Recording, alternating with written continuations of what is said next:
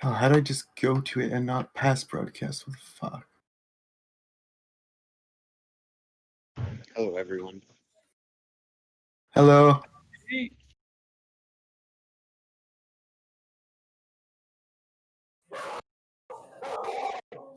Holy fuck. Looney Tunes.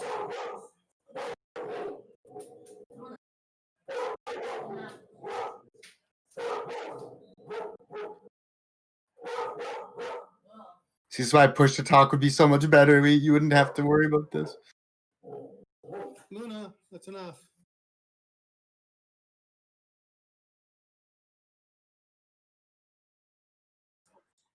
Hey, don't be so loud. Hi. Yeah, no bark.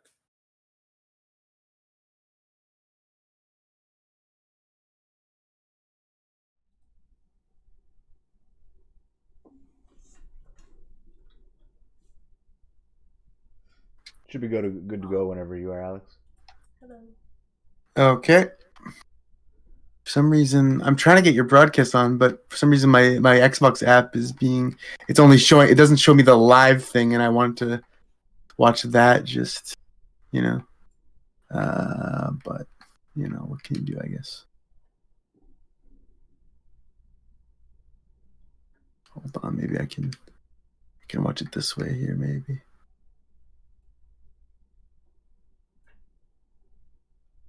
Yeah, well, okay. So you guys ready to roll then? Yeah. Yeah. Oh. Yep. Alrighty. So as you guys are aware, we can go. We can start now if you guys want. Oh, my Xbox just shut off. That's weird. Okay. So good. That's good. Okay. Sorry, guys. 1 sec. I just want to make sure everything's fine here. Okay. My laptop's still plugged in. Good. Okay. So we can start now. As you guys know, Kyle won't be here. So what that's gonna mean is because last time we left off in the middle of the goblin encampment or thereabouts. If you guys recall that, I'm sure you guys all remember that. There was 2 little battles we had with separate goblins, right? And so we're still in that situation. It still needs to be resolved, which means Kyle's still here. What I'm going to propose is that I play Kyle in the combat zones, and then when we get to a spot where we have a reprieve of reorganization, a rest, or whatever, then I will have Kyle's character stay behind, so I don't have to control her. But I will also divvy up any experience that may be gained and give Kyle his portion still. However, if there's any objections to that, I'm willing to listen to it because theoretically, Kyle would get XP and not be at risk in this kind of situation. So it's up to you guys. Like, he's at risk as long as I control him, but at the point when I put him to bed, so to speak, then he wouldn't be at risk anymore, right? So some of us have to earn our achievements. Some of us have to earn our XP. Yeah, really. Kyle just gets it handed to him. I know. There's a meme around. There's another internal gamer buddies meme there, but we'll say that for another day. Okay, guys, so let's get started. Welcome back. This is episode session 6, right? Yeah. I think. Okay, so last time we left off, we had joined Fanar and his cohort on a goblin suppression mission, so to speak, because there were goblins attacking. Just prior to that, we spoke to Gurbage, the armorer, the blacksmith, the workshop-y guy, the dwarf, and he very nearly fired a Dragonbane large-ass ballista at Gal's head, Jesse's head. Again, let me just do a quick introduction, no particular order that you see on Twitch, but we've got Aljax, Dragonlord, his hand's up right now. We've got me as the Dungeon Master. We've got Sal and Gal. Sal is on the left of that combined camera, and Gal's on the right. We've got Sean, TSG Big Time, playing as Urzog Doomhammer, the Orc Barbarian. We've got Trish playing as Trix, the Kobold Monk. We've got Derek playing as Bale, the Human Warlock. And we've got, in absentia for now, me also playing as Elia, Kyle's High Elf Ranger. Did I miss anybody? I don't think so. Okay. You can All just right. put sorry to interrupt. Kyle has a meditative skill, doesn't he? Where he Yeah, goes so we can put him in state? meditation. Yeah. Yeah. We will do that after when he gets back to town. That's a great point, actually.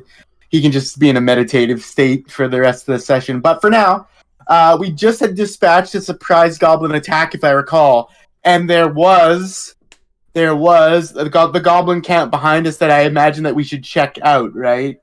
Or that I suggested don't forget to check this thing out. So we're in the middle of the forest, just outside this goblin camp. We saw the fireplace, the huts. We've dispatched now something around the order of 6 goblins, but I think we have, I want to say 5 goblin heads on us. Maybe somebody has those details. It doesn't really matter right now. What matters is let's finish this sequence here. So we killed the goblins. In front of you guys is their camp. We're talking about like really bad tents and campfires and things like that. You were advised by Fanar to proceed down the west, I believe it was, and you've come to their camp here now. Anything you guys want to do while you're here? Let's say you approach the camp and you're in the camp proper now. Is there anything you guys want to do while being here? Anything that jumps out at you before I sort of like make some DM moves here? Well, shouldn't we search the tents in the camp? Sure can, yeah, sure can. Yeah. Okay, so Aljax, why don't you lead us off? Why don't you? There's 3 total tents, okay, around a campfire. So there's a dirt clearing around this campfire. These tents are rickety brown, holes in them. Some are circular, some are more pointed on top. It doesn't really matter that much, but it's just basically a series of like hastily erected lean-tos and or cloth tents, whatever, on sticks. There's 3 of them, so if you'd like, you can take a look I at. have to solve the mystery, so I gotta search the nearest one to me. You want to search the nearest one to you? Okay, can you please roll a d20 perception check? I can't even do much searching. Let's see. Oh, no, who's got the shitty I got rolls? Total 5. Mr. Chirp, what's that? You got a 5 total? 5 total. Okay, so Aljax, if you don't mind, I've elected for you to rummage through the first rounded tent on the left. So there's Okay. 2 others on the right, and you do rummage through, and you do find. I have to do a roll here for this. Okay, so give me a break. Give me a taking your roll into account here as well. Okay, so you have found.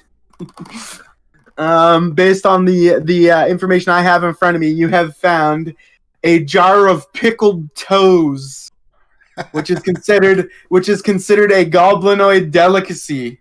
All right.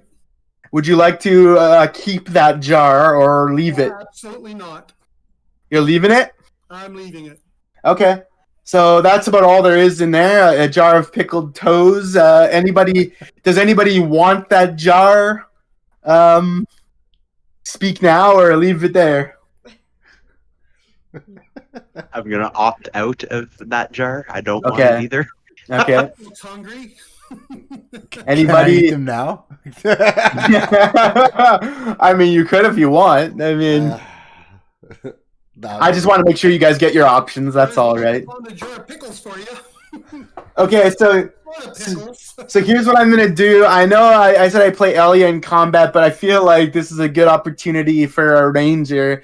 So what I'm gonna do is I'm gonna be Elia, if that's okay with you guys right now, and I'm gonna go up and I'm gonna open this jar and smell it, okay, with Elia. You guys don't have any objections to me doing this? I know Kyle's not here, but it seems like a good chance for an elf to get some information, maybe. So I'm gonna do a perception check on her numbers. I hate elves. So as Elia, she walks up and she sees the jar you've seen, and of course I'm playing a little loose here with movement and all this thing. So she sees this jar and cracks the top open and sniffs and says, "It's definitely goblin made," and sets it back down. Nothing really to be gained from that based on the roll I took. So that's all So she basically takes a whiff of something quite foul and says, "Definitely goblin made," and sets it back down. You can imagine. You can fill those gaps in what that's suggesting, of course. But anybody else have an interest in that item? Speak now, or we'll move forward here. No, I think we're good moving forward. Okay, so there's 2 more tents. Anybody feel like taking a look? There's a campfire, like an actual stone work, like stones around a fire pit that's been smoking, but nothing of worth, no meat or anything on there. But you can brush through the coals and do all kinds of things you can imagine. So feel free to use your mind here and explore it mentally. Is there like a seat or a stump or anything near that fire? There is not a seat or a stump, but there's clearly dirt markings where like butts maybe sat in the dirt. There's nothing like structural though. It's just there's like moved dirt. So it's like if you drag your foot on gravel, you see the drag. It's like that, but like you'd surmise it was an ass or something, like a goblin ass that sat there. I'll just go. I'll just go sit by the fire. Like I just need to take a load off for a second. Okay. Okay. So Rob, you're gonna take a seat here. Maybe is there something wrong or what's going on there? Just exhausted. Like I just need to take a seat for a second in front of the fire. Okay.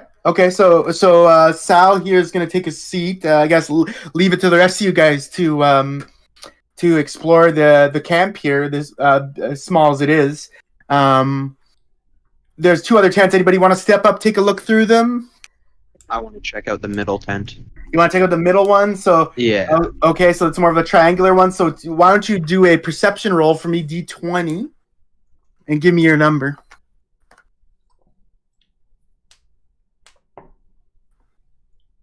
So it'll be 15. 15. Okay, so as you're rummaging through, there's like a bedroll and there's like there's like blankets and stuff. There's nothing like overly goblin-y about it. There's nothing like grimy and rough about it. So maybe that's worth noting, is that this seems more proper, less goblin-y.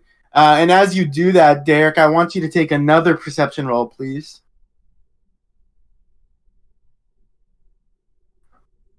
That 7. 7? Yeah. Okay, so as you're rummaging around, you feel you have this sensation. I'll say this. I'll put it this way: you have a sensation that there's something else here, because it's so much unlike the other tent with the jar of toes and stuff. But there's nothing that you find directly to substantiate this feeling. But I am giving you this feeling that there's something potentially here in this one, or something different about this tent.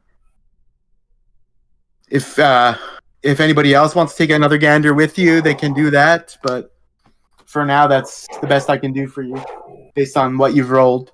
Someone else want to come check out this middle tent? I feel something about it. There's a mask present, isn't there? If you find it, I'll put it on, I promise.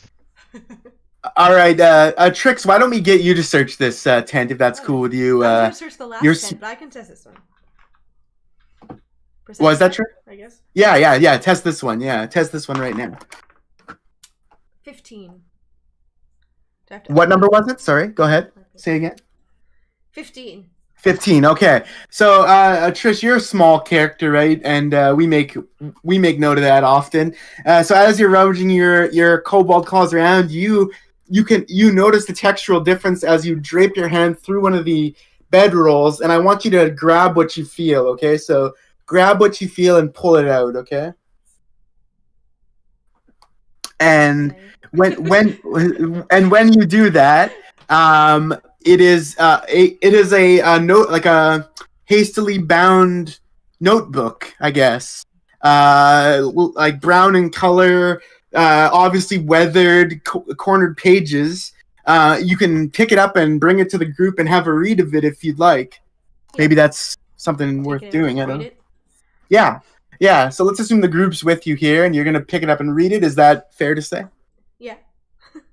Okay, so Trish, I want you to flip I want you to flip a couple pages in, and the first sentence or two goes something like this. It says, in common writing, which again, may I say, is odd for goblins, because goblins typically in the wild speak Orcish, Goblinoid, these kinds of dialects. They don't normally speak common, but the phrases are hastily written, and it says, just like you asked, just make sure it gets done. Okay, that's what it says, and you guys can all take that in. Trish doesn't need to relay that to you. It says, just as you asked, just make sure it gets done. Okay, it's clear that there's some pages are missing from this, but it's written in common. Maybe you guys want to flip a few more pages or discuss why it would be that goblins could have common could have a notepad of common English writing. Keep reading. You can keep reading, yeah, if you'd like, yeah. Yeah. Sounds like a work order.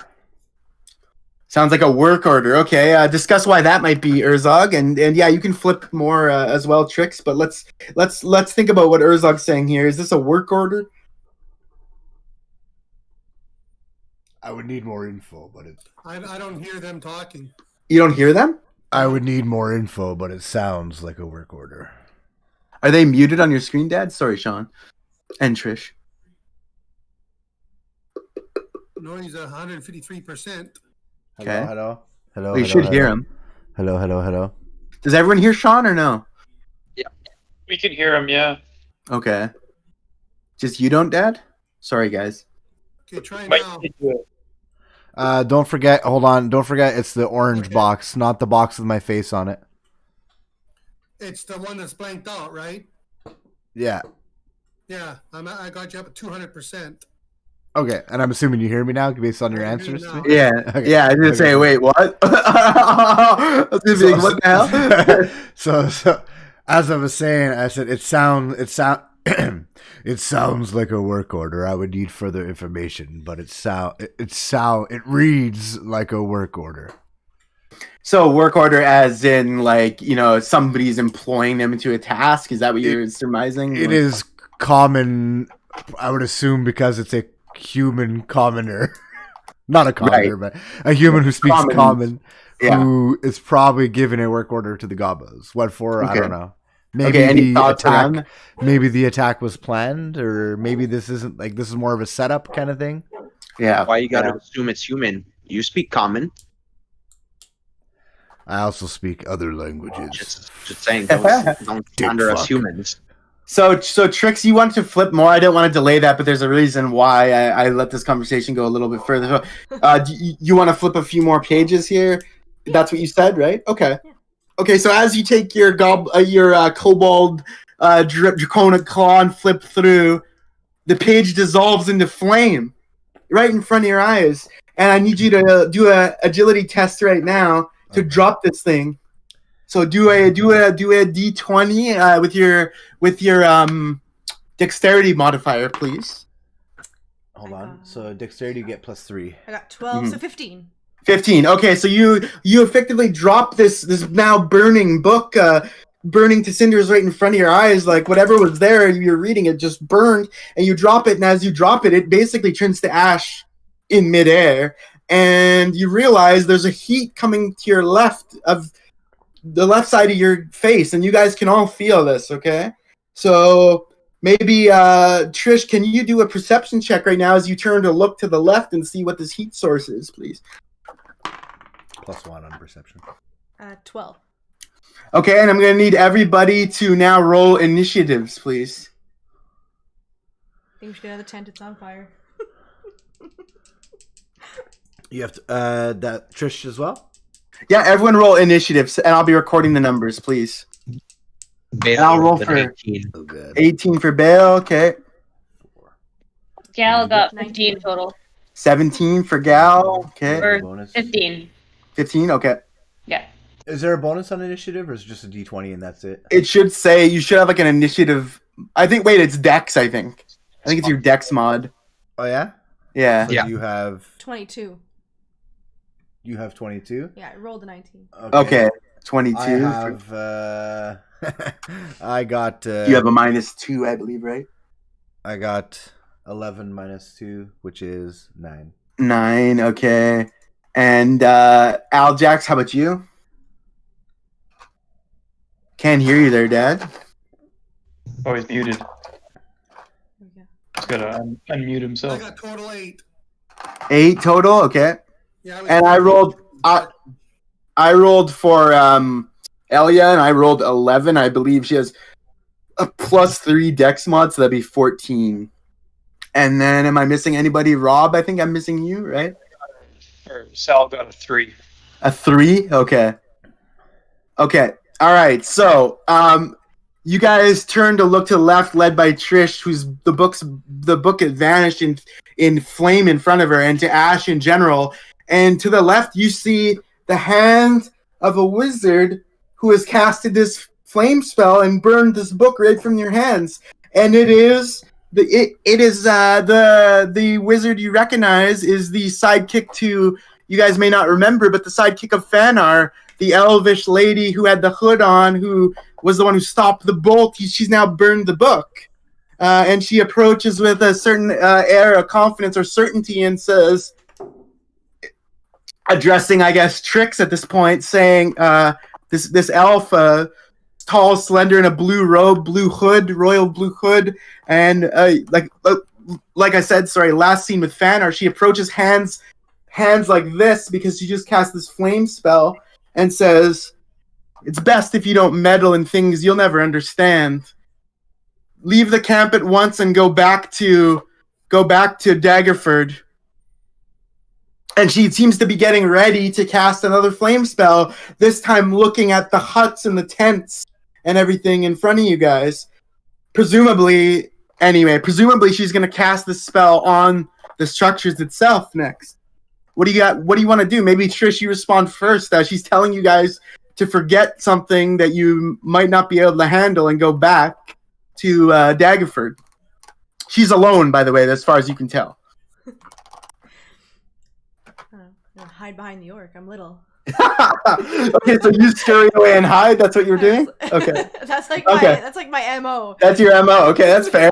So you scurry away from the orc behind his legs or under his loins or whatever. And maybe somebody else want to address. We have, just to recap, we have Sal, you're at the fireside taking a breather, right? So you're a bit farther from the rest. And the rest of you guys, I'm assuming you're close enough together and that the wizard here is maybe 6 feet away tops. It's a very tight situation here. It's like talking distance, not yelling distance. So, anybody have anything to say before this wizard continues whatever work that she is doing? I always talk. I'm trying to get somebody else to talk. Go ahead. So yeah, somebody pipe up. Don't let me pull it out of you.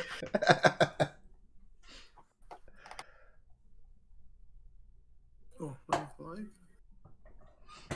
Nobody? Come on now, guys. Don't make me pull it out of you. Somebody step up and talk. Okay, never mind then. She's just going to start burning the tents here, guys. You guys got to be willing to go here.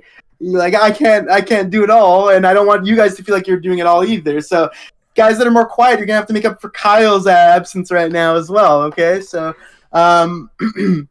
okay, she's going to, in a quick glance to you, seeing no responses and no resistance, she turns her attention back to the rounded tent that was already searched with the goblin toes and says, "En fuego," and burns it all, and it just lights on fire instantly with a switch of the wrist, and maybe a little bit of accidental Spanish in there somewhere.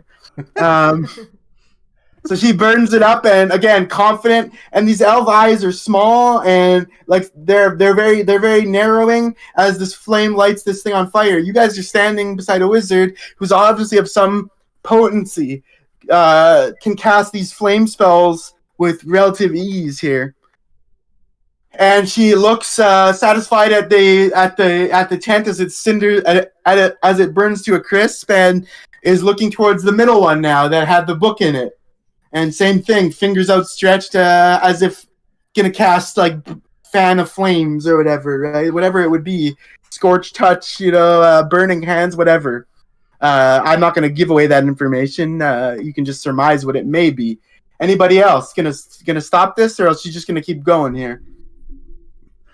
Are we gonna talk about this at all? Anybody wanna? You just wanna let this happen? Okay. Well, the tents are empty, right? Like, We don't know that. We didn't search one of them. There's still one more tent. And there was something weird about the one she's about to burn down. How do we know there's not somebody in there? Well, no, we searched the same one and I found the book. That's the weird thing about that tent. The book was the weird thing? Yeah, Well, we don't know that. The book was there, but I guess. the book was indeed a weird thing. Yes. Excuse me, elf. I hate elves. Can I interest you in a gobble head? I have 6 in my inventory. Would you like a goblin head? Are you saying that for real, or are you joking right Yes. No. Okay. Wait, I'm distracting her. Oh, okay. She doesn't even look in your direction, and her fingers again seem to glow red with heat as the jets of flame get ready to emerge. And she says, "Orc, I don't have time for your bounties at the moment. Please step back. I wouldn't like to catch one of Fanar's favorites on fire, now would I?" Again, confidence is steely and unwavering here right now. And again, the flame leaps from the fingers and engulfs that middle tent, and it's up in flames before anything can be done or said. There's just one tent left and 2 ones that are burning quite feverishly, because magical flame isn't as quick to abate as maybe a natural one would be. But so she sort of just shrugs off your attempt at conversation, Sean. Okay. Okay. All right. Okay. I feel like she's gonna torture me alive. Okay, so I shouldn't push this one too far.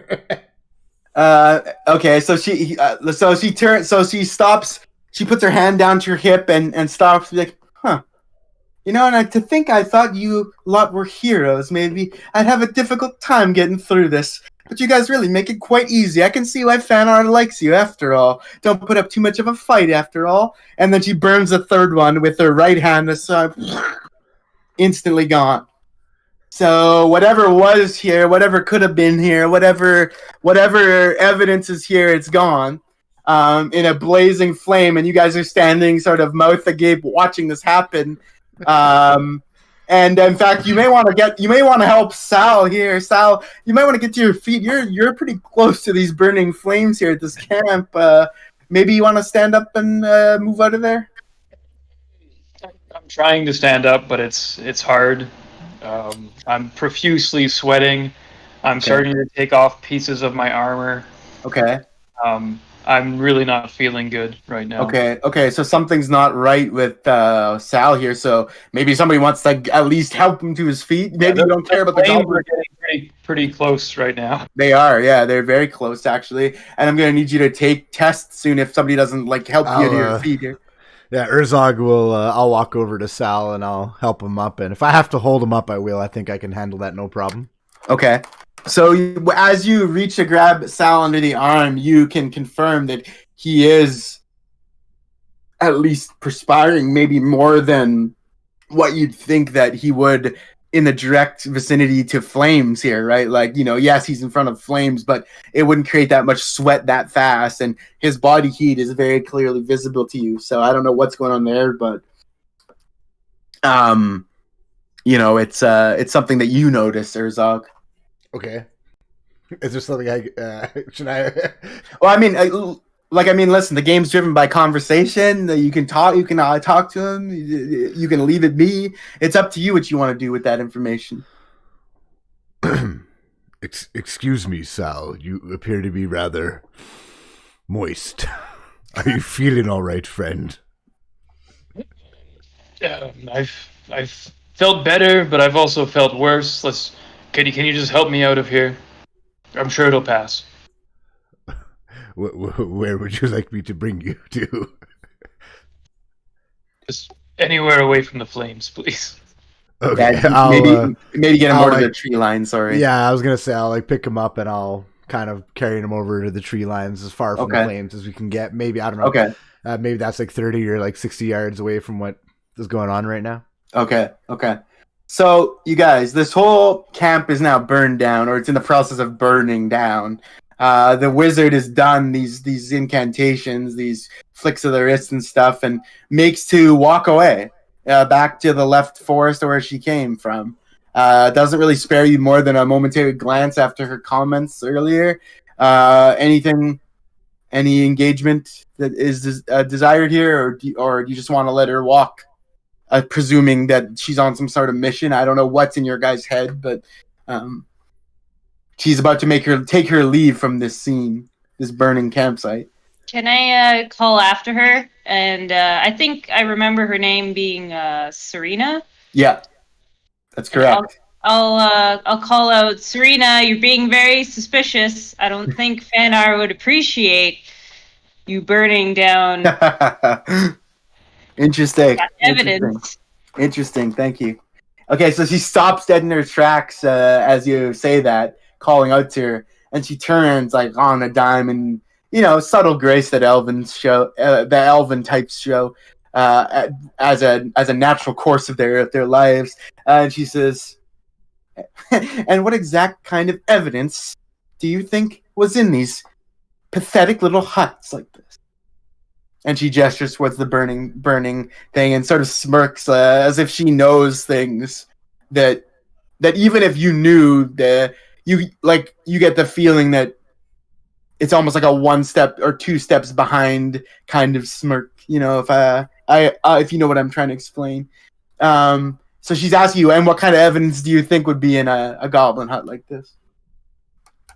I'm going to respond saying enough to overkill a simple goblin campsite with a powerful flame spell. It seems a bit overkill. Interesting. That's a good point. It does seem a bit overkill, doesn't it? Why don't you, Mr. Hide in the Shadows, why don't you do an arcane check here, arcane knowledge check here, or at least try to get a sense of Serena's power, please, if you would, with a D20. I'm gonna assume that Sal and I can't really hear this fully because we're kind of. No, you can still. It's audible enough for outside now, and you guys are all fairly close together. That's going to be a 16. You rolled a 16 on your arcane check? Is that correct? Yes. Yeah. Okay. Sorry, Sal, what are you saying? A bit quiet there for me. Sorry. What does the scouter say about her power level? Yeah, exactly. Dragon Ball Z style. Okay, so it's clear based on what you know is that she is a semi-advanced wizard, at least, because she's using the spell you'd recognize. She's using actually two different ones. One is a cantrip, Firebolt, okay, which you guys are familiar with. I think Aljax, you're familiar with that spell as well. You have that spell, I believe. Was that Aljax? Sorry. Yes, I certainly am familiar with that. Right. But also, based on your roll, Bale, you know that she's using a second level spell called Scorching Ray. Okay, I just wanted to throw that out to you, that information. So it's a second level spell, Scorching Ray. So she's certainly more advanced than you guys. Let's say that. So Gal, you said enough to overkill, right? That's the last words that were said. And she says, yeah. Well, they always did say the ASMR were perceptive ones, didn't they? You're all right. It's kind of a pittance of an effort for me to destroy such shoddy workmanship, but I simply clean up things that Captain Fanar maybe doesn't have the ability to, and certainly doesn't need of his. And she stops and thinks about how to phrase this, and eyes close a little bit more. Those dark elvish eyes, they're like black orbs almost. They're not human in the way that they look. They give the elves an almost alien look at times. And she says, his keystone mercenaries, if you will. He takes what help he can get, and I make sure they don't get in the way. And that's about it. Something of a veiled threat, I guess you could say. And she goes to turn and walk again and leave. On that being said, like that on that note, I should say. Can you guys hear me? Is my laptop Yep. freezing already? Sorry. No. Okay. We hear you for now. Okay. I'm getting like slowdown on the video, so I'm not sure if you guys can hear me. So, okay, so she's gonna turn and walk into the forest now, and presuming you guys don't stop her again or do anything else, that she'll be gone. Okay. Mm-hmm. Okay. So she has walked off. The I guess the wizard associate of Fanar, and in front of you guys is a smoldered goblin campsite. A couple choice words back and forth. A bit of a strange encounter overall. There's very little that you know about this character other than that she stopped this crossbow bolt from being a danger to Gal, if you guys recall last session. So now what? The camp's burned down. There's no sight of goblins anywhere. Do you go back to Daggerford? Do you try to regroup with, Fanar's group or what have you? You would assume that most of the battle's probably completed at this point, and going back to Daggerford would be essentially to regroup with, Fanar and his company. So what do you guys think? You want to explore more? You want to head back? What's up? That seemed rather peculiar. Did Yeah, it it not? did. Yeah, that was strange. We found a book that we don't know what it was, but seemed like it might have been a work order. Magical elf appears, incinerates said book, and the entire gobble camp. Right. Tells us we should not meddle in things we don't understand. And then disappears. Mm-hmm. And Sal appears to be ill. Mm-hmm. I don't know if they're linked. Right. Does anybody have a? Sorry, go ahead, Sal. I think I'll be okay. I just need to rest. Does anybody have skill in medicine? Maybe. I don't think so. Well, I guess anyone can check it, but does anybody have proficiency in it? But maybe it's because he was shot. Maybe there's something on the arrow. Wasn't he shot with an arrow? Like you healed him, but maybe there's something like poison or something on the arrow. It's interesting insight. With an arrow. That's an interesting insight. Trix, please have 2 luck points. Jesus Well, Christ. I don't hear Trish. Damn it, Dad. Sorry. No, it's like, can you hear me now? Oh, medicine is a +1 and medicine is a wisdom check. Yeah. So anyone with wisdom could theoretically, which means all you guys, could theoretically I have test plus- on it. I have +4 To wisdom or to med? medicine. Okay, so you may have some knowledge. Trish, did you acquire your 2 luck points? Yeah. So, Dad, you didn't hear what Trish said, or what? Nope. She said, well, wasn't he hit by an arrow? Maybe there was something on it.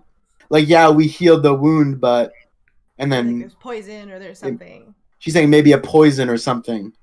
So I gave her 2 luck points for that insight, because that's interesting insight. You're very observative, babe. Yeah, it's very fascinating, actually.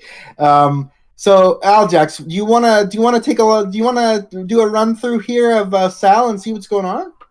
Maybe. Yeah, I can try and do a medicine. Okay, why don't you engage with Saul like in Sal in a dialogue first here, and just see before you do the roll, just see how he's doing. Okay. Call Sal. Sal, I'm going to look at your left shoulder, I believe, that was hit by the arrow. Yeah, it's just a scratch though. I feel fine now. It's just I just need to rest. Yeah, I'd like to look at the wound though to make sure that it's not festering inside. Sure, if you like, but if you'd like to spend your time doing that, that's fine by me. It's We only have a to poison. check, because, like you said, we don't know what might have been on that arrow that you got hit with. Okay. I think I would know, but yeah, go ahead. All right. Yeah, don't forget Sal is a cleric as well too, so that's why he's coming at it like that, right? Like I think I'd know if there's something. So he should be able to kind of heal himself and not get sick. Well, it's not necessarily that simple. I mean, Unless he's feverish and not thinking straight. it could be that too. Yeah, it's a good point as well. Get on with it. Okay, so this is actually going to take about 30 minutes to give him a good assessment here. You're going to want to lie him down and do all that. Do you want to do that now, right beside this smolder goblin village, or do you want to wait to get to town, maybe? Sal, are you good enough to get back to Daggerford? And we can Yeah. wait then. If somebody could just carry this shield for me and my mace and maybe a few other things, I think I'm fine. So you're feeling physically weak then, would you say? I mean, I don't think I'm weak, but I could use it. Well, you must be something if you can't carry all your equipment. Okay. I just So need what- to rest. So what's it gonna be, guys? It seems like Sal's having something of a difficult time here. Maybe better to make the call for him or something. Right? I think it's safer My to vote check would here. be to. Oh, Like, you'd want to do it why here? take him back to the village? Like, there's more people there. There's more attention. There's more everything. the only I don't know. Can, We all get off like this. Like, burning flames over here. We'll hide in the woods. Like the it's thing not is the that clearing. like I can carry all his gear, but then I can't really attack anybody. I can maybe shield bash people. He's feeling really weak, so I don't know. Is he gonna like if something happens? Is he gonna get like his boat rocked and just gonna like die it? Right? I don't know. I don't know, and I don't know how Captain Fanar feels about. I feel like he doesn't necessarily keep sick people around either. If we do go back, that's interesting. What makes you say that? Why don't you work that through mentally? What makes you think that? he just doesn't seem like a good guy to me, honestly. Okay, Yes, he really doesn't. This guy seems really shady. Like I know it seems like he's the guy we have to go see, and because we want to figure out why we're in those goddamn cages. Mhm. But everything's pointing to this guy being a terrible person. I almost feel like he somehow set up this goblin camp. Like that was a work order from him, and the elf came and is like just trying to destroy the connection. One might say to Fanar. Is what it feels like. We don't have enough information, but this is how Urzog feels, and I'm a very intelligent orc. Sean, take 3 luck points, and I'm not saying you're onto anything, but I'm just saying I appreciate that you are forwarding a theory for this party to consider and develop a motivation for and everything. So take 3 luck points for that. I appreciate that. Thank you very much. Oh yes, thank you. So it still needs to be decided. Are we taking this guy back? Are we taking Sal back? Or are we doing a triage of his situation right now? I think we should have a vote. All in favor of going back to town, say aye. I'm fine. So, I'm about to I think we do it here.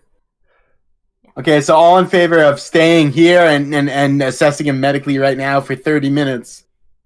Yeah, I'm I. I say aye. Okay, I'm gonna go with I. Okay. Maybe we should go a little bit into the woods to get a little bit of cover, just and not be right again next to this heat. Any objections? Yeah, we can go through the tree line. Mhm. Yeah, and the camp's basically burned down now, by the way. It's like blackened. It's like Tuscan. It's like Uncle Owen's after the stormtroopers fucked it over on Tatooine. Just let me mix my let's mix my sci-fi and fantasy metaphors constantly. Okay, so you guys want to go a bit more into the foliage and lay Sal down here and take a look at with if I'm correct, Aljax, you're gonna lead the assessment. I just need him just to disrobe from the waist up, just so I can Okay. look at his shoulder. That's all. Okay. Line him down. Okay. So why don't you roll a d20 right now with a +4 for your wisdom bonus, your medicine bonus? I mean, Okay, 16. 16 +4 or 16 No, total. 16 total. Okay. So as this is happening, 30 minutes go by. I'm gonna ask all you guys to consume part of the rations that you have, because we haven't really eaten in this whole journey. So if you do have rations listed on your character, I would like you to just make note that a portion's been eaten. We'll deal with the exact amount later. So just make a note that you've eaten a portion of the rations, or if you have a scratch pad or whatever. I'm taking the note too, so if you don't have anything, that's fine. I will make a note of this as well. We did eat sloppy glop at Mabel's Inn. It's just you didn't visually. You didn't. I didn't visually. like. You I didn't explain that, but we did buy it. some, and I'm assuming we ate some before sleeping. Right? Yeah, no, but we haven't eaten since the combat journey. I mean, I believe you have rations, babe. I think you all start with rations at the start. yeah, I think we all do. Yeah. Oh, while I'm in the woods, can I make a foraging check? I get to forage once per day. Can I do that now? Sure you can. Yeah. All right. Well, I'm gonna eat my rations and I will forage. Okay, let me look this up here. Make sure. Oh yeah, hold on, everybody. Maybe he can actually get food for everybody. Who knows? Oh snap! I don't have rations. Oh, you don't? I don't have No. rations either. Okay. So I guess Useless. you got to share. But let's wait and see what the foraging result is here. I might have to use my phone because my computer's on fucking death row because Discord's the worst fucking. I don't see any specifics like on my sheet. I don't see anything like how it works exactly. Foraging, yeah. That's why I'm looking it up because I remember reading about it. But I think it says I may forage once per day, or I can. I think I. I think Kyle can do that too. Maybe I should do it with Kyle's character as well, while he's not here. Let's see. Sorry for the technicality delay here. Foraging characters can gather food and water as they travel, as the party travels at a normal or slow pace. A foraging character makes a wisdom survival check when called for, and have the DC determined by the abundance of food and water in the region. Okay, so let me see here. There was a gobbo camp around a tree, and we're in the woods. I assume. Yeah, there's a I'm gonna good assume amount of it's like a food here. decent amount. Yeah. Sorry, hold on. This was not as helpful as I want. You're there, Alex, because you're frozen on my screen. Yeah, I'm having trouble with this fucking. I hate Discord, man. It's trash. At least for my laptop. So let's see. I've never checked the rules. The crafting, gathering rules are all very rudimentary. I haven't seen a single. Oh. Okay, and then Oh, what happened? There he goes. There he goes. Well, that's it for today, boys. See you next week. Yeah, don't mess with a wizard you don't know. Yeah, fucking Discord, boys and ladies. Woo! I'm back. Hello. Hello. Oh, Wait, now I'm not back. Now I'm back Welcome on. back. What the fuck is going on? It's because you cripple pressed your video button, I'm sure. No, I didn't cripple press it. It just brought me back to this. I'm gonna go to the phone here, unfortunately. Okay, give me a sec. I can hear you anyway. My laptop is trash. Oh, not now.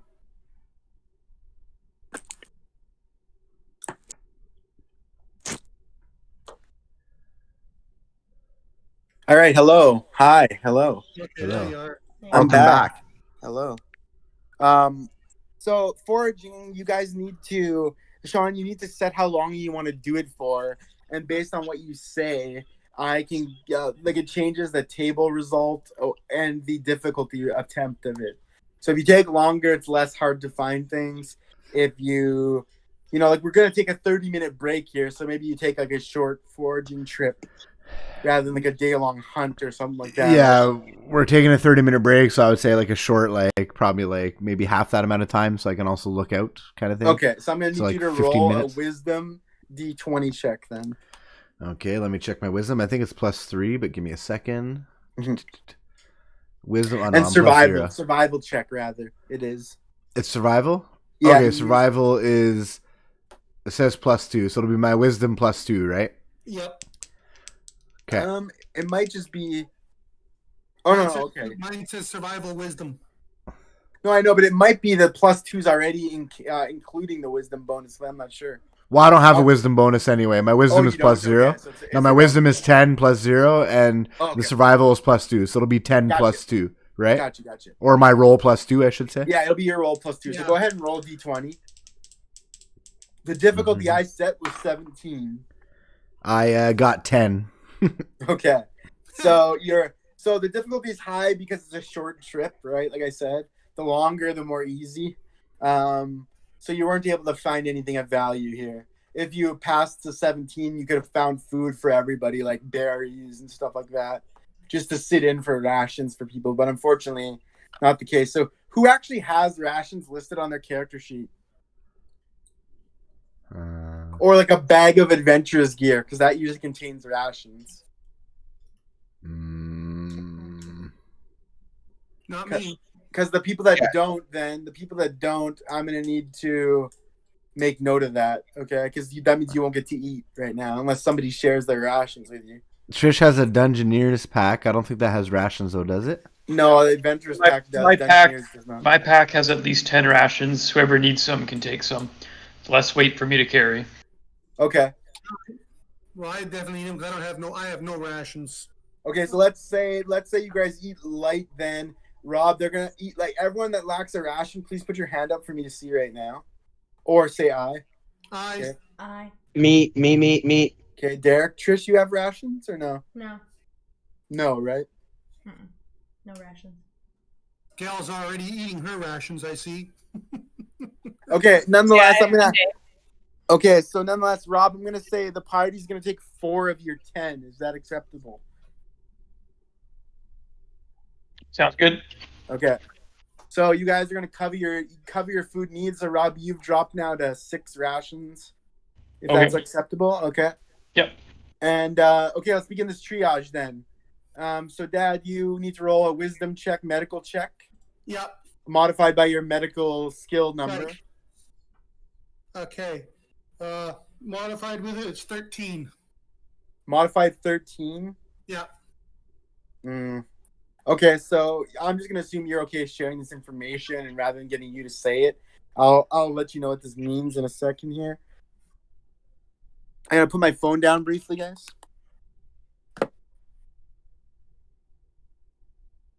Okay. Well, Alex, it's actually a lot higher than that. I was looking at the wrong number. It's 18 modified. I rolled a 14 out of 9. How did you mix that up? Well, because the 14 was on top, but I was looking on the side one, which is 9 right below it. I did the same thing before from the angle it was on. I was looking at the wrong angle. Okay. All right. So it's so I can change what I was going to say then. It's clear that the wound is fine, Okay. but when you touch on the area, there's some discomfort from Sal. Okay. So Okay. you're left to believe, and it seems to have radiated down his left arm as well, the pain sensation, right? And he's sweating and looks weak and pale. So you're going to surmise, based on what you rolled, that there's some kind of active poison agent in his system right now. Right, yeah. So, I would like a description of. So, I would like a description of how pale a grayskin gets. Like what kind of That's a fair point. consider a white Lighter gray. a lighter gray, Fair like point, I white, didn't like. consider I'm just screwing with you. Yeah, Is it just like white or gray? That's a good point. And you know what? Okay, I'll just take 1 luck point for your service to your fellow party members. Okay. And so yeah, he's got a poison. So why don't you discuss, as a group, you being the impromptu medical doctor, why don't you just have the conversation still should be had about this fact, and if that changes your guys' strategies or plans or whatever, okay? Well, yeah, I mean, definitely not to take it easy on his arm until it can fully heal. Keep him hydrated, and then do the best we can to keep an eye on him. Well, I mean, So, if like- it's an active, I was thinking something more like if it's an active agent of poison, there might be more danger than just simply. Yeah, well, So, I mean, Alex- unless someone has something to combat poison, I have Alex, hearing what they're saying about the poison, it starts to kind of like actually click in my head that maybe there is something wrong with me, Okay. and I would like to cast a spell. Okay. So I like to cast Detect Poison and Disease, Ah. and Oh, okay. this is a spell that I can cast on myself. and I can sense the presence or location of poisons, poisonous creatures, or diseases within 30 feet of me, Okay. including myself. And then I Okay. can identify the type of poison as well. Okay. Since as I'm hearing this, it's starting to sink in that depending on the poison, this may not be something that will just go away. We may need to find an antidote or cast a particular type of restoration spell. Okay. All right. So I'd like to cast the spell now.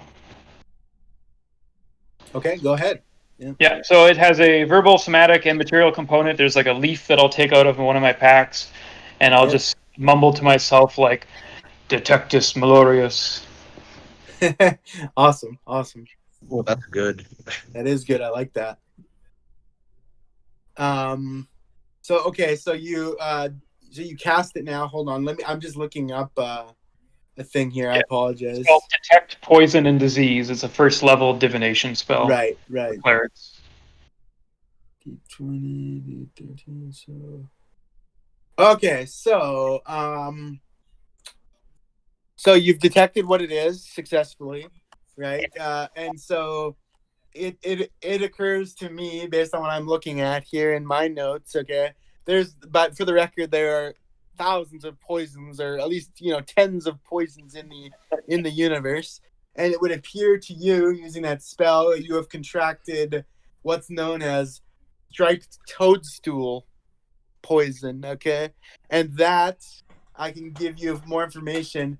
Its initial damage is actually 1 to your wisdom, which maybe suggests exactly why you're struggling to make sense of this reality you're faced with, okay?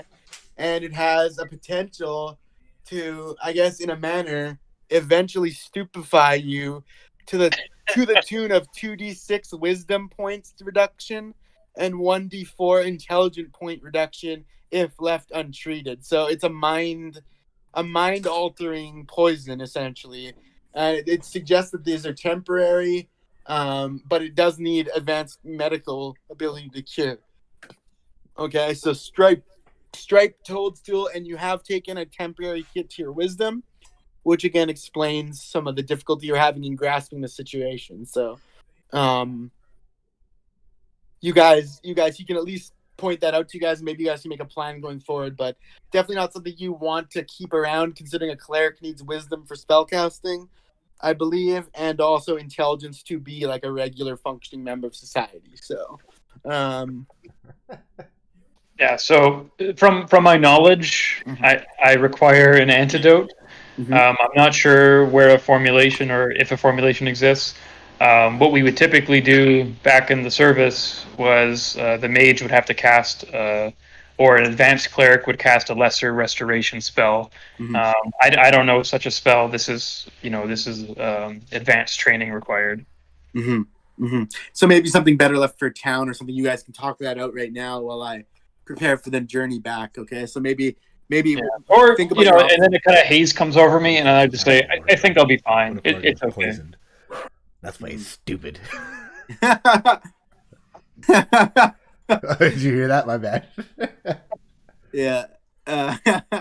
Alrighty, so guys, have a chat about maybe what you want to do. I guess heading to Daggerford's the option, but do you go ask around about cleric temple? Do we seek an apothecary? Like, what do we do? I'm just gonna prepare 1 or 2 quick things in the next minute. So if you guys want to talk about that, then we'll be good to go. Okay. Is this a type of spell that like an elf wizard would be able to cast? An elf wizard. I don't know, Rob. What do you think?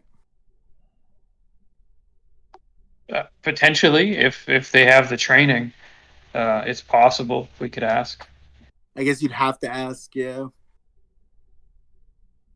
And I do have, I do know exactly the spells that are the Elven Wizard has, but I'm not at liberty to divulge those. So, besides the Scorching Ray and Firebolt, so that may be something you might want to ask. Okay, are we ready to roll back? You guys want to explore more? You want to head back? What's up?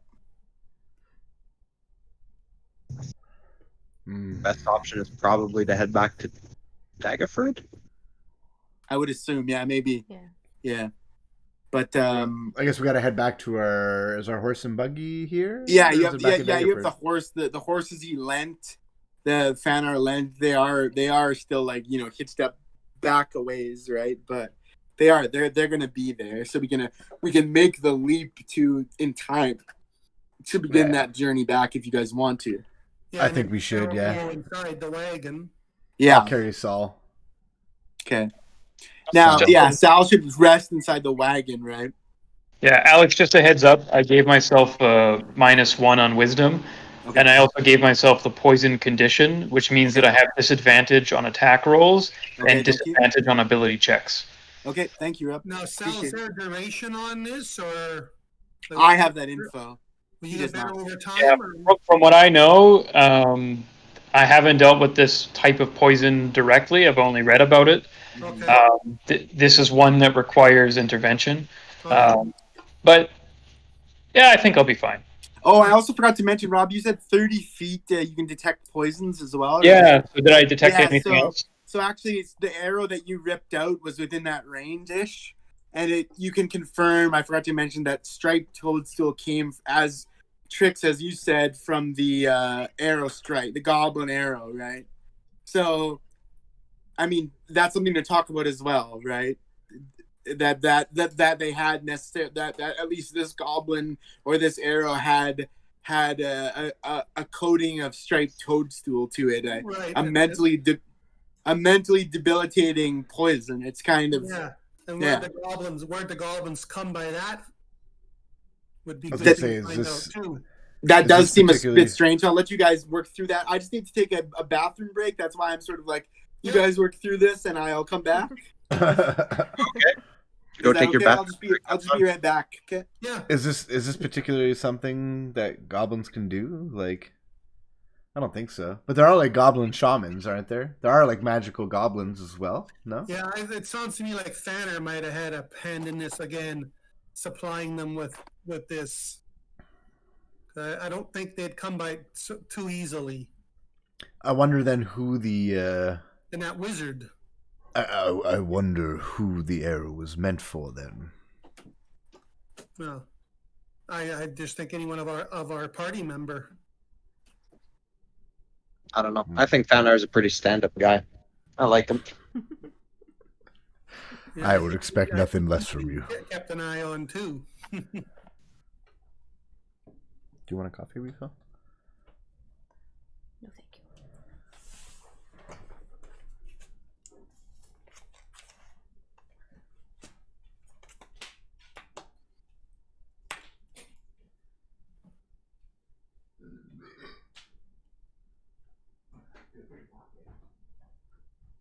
I guess we're kind of on a pause.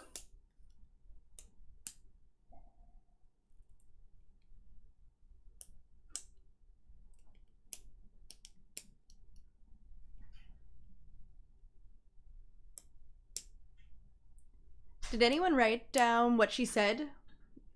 Didn't she say like, something about us like, why would Fanner send us here or something like that? What did she say? Serena. I think she was just saying something about cleaning up after His us. mess? Yeah. After us? I feel like she was cleaning up after the goblins. Right, right. I don't know, like... But, like, Fanner sent us here, but then she came to clean up... So it's like he didn't want us to find whatever the goblins were doing. Maybe. I don't know. Right, not necessarily cover up, Yeah. but just Yeah. The Raptors win. Yeah, 150 to 125. Oh, nicely advanced. Yeah, yeah.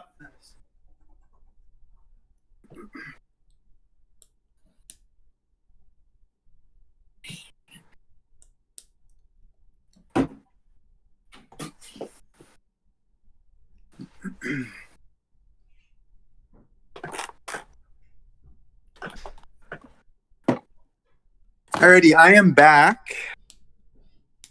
So whenever everybody's back, we can continue.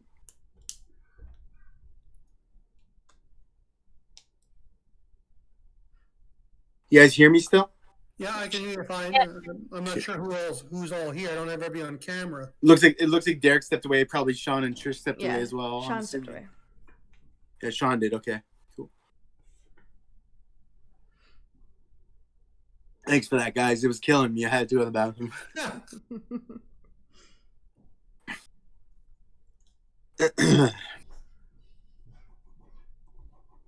I'm gonna need to roll.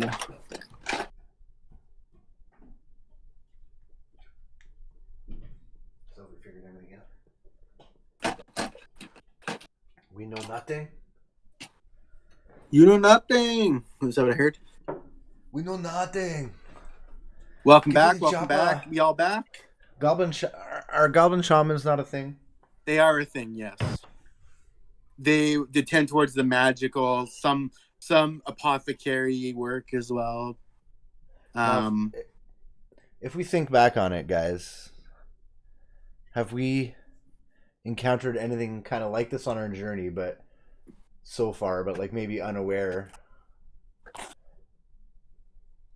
You mean like a poison, you mean? Or Well, not specifically, but I'm just trying to think if there was any characters that we might have met or other creatures that we might have met that might have had similar loss of mind. oh, like intellect damaging abilities and stuff. Yeah, I but mean, I don't think so. I mean, other than Lorgum, but Yeah, oh, like who've been stupefied in a way. Okay, I see what you're saying. yes. That is interesting. yeah, I don't think so. Not anybody that we met. Interesting theory. Have a luck point, Urzog, for the theory of suggesting that perhaps this would be more widespread mental disruptions, I guess you could say. I'm a fan of theories anyway. So. Well, I'm curious too, because like I said, like I think when you stepped away, I'm just wondering that if we believe Fanner is somehow involved in this, I'm really wondering who or what the arrow was meant for. You mean like a higher level target, or Yeah, or was it one of us? I don't know. Like I'm just curious because it was only. Like it was probably all of us. But it seems to be one that I guess we don't really know now, because everything was torched. But it seemed it was only the one single arrow. Well, but I guess we don't know that. I think we killed him before really he got a chance to shoot more. I mean, I do feel like an archer would have more than one arrow on them. Just saying. Yes, but were they all poisoned? He was killed before he could notch another so? Yeah. bow. So what? But Urzog, what you're saying is essentially that was this like an assassination hit, kind of, or was this just the regular rank and file being outfitted with like poisonous armaments or something, right? Yeah. It's a good question, but It's just why a don't thought. head We don't back- have the answers. But Yeah, of course we don't, but it's nice to talk these things through. That's part of what makes the journey interesting, right? So, why don't we head back to Daggerford, and as usual, I'll speed the process up. I did roll for potential occurrences on the road, and you guys have emerged without any, which is for the best, I guess, considering the scenario. So the way I do that, by the way, is I roll D20. I'll just pull you behind the curtain for a sec, so you know it's not always like being fudged or whatever. If I roll low, it would be like you would get a result, like potentially a bandit attack or something like that. I rolled an 18 in this case, which means you're good. So, we're good there. We're back So- in Daggerford then? Well, I'm going to describe the scene. So as you ride back into Daggerford, you ride past the gallows area. And remember, I had said last episode there were bodies hanging there, right? Certain people hung up there, correct? You guys remember that? We didn't take a look; they were off in the distance. But as we're riding back in through the gates, we come by it this time, okay? And you have a chance to look at these bodies if you want. I think we should. Yeah, Okay. let's take a look at the bodies. Okay, so usually Ellie would be like one of the lead horse people. So Sal to Bale, why don't we have you take a look at least one, take a glance at some of these bodies, okay? Do a perception check, if you will. and you will know something. You will see them anyways, but just this determines how much information you're going to gather. Okay.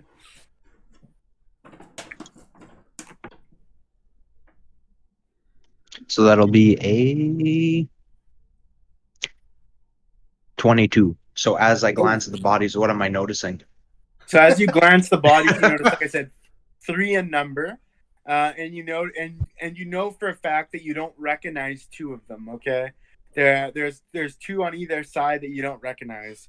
One of them seems to be more of a noble disposition. He was hung in like, I don't want to say silken garments, but I don't want to say like, it's certainly not peasant garment. It's not like cloth or anything like that. It's something a little more than that. Purple in color with gold edging is one of the right-hand guys hung there. And they've been hanging there for, looks like a day and a half. Like they should probably be taken down. Unfortunately, you look towards the middle body and you notice hanging there is Garrison Swallows. And you guys may remember Garrison as the guy who approached you in the bar, right? In the Gizzard.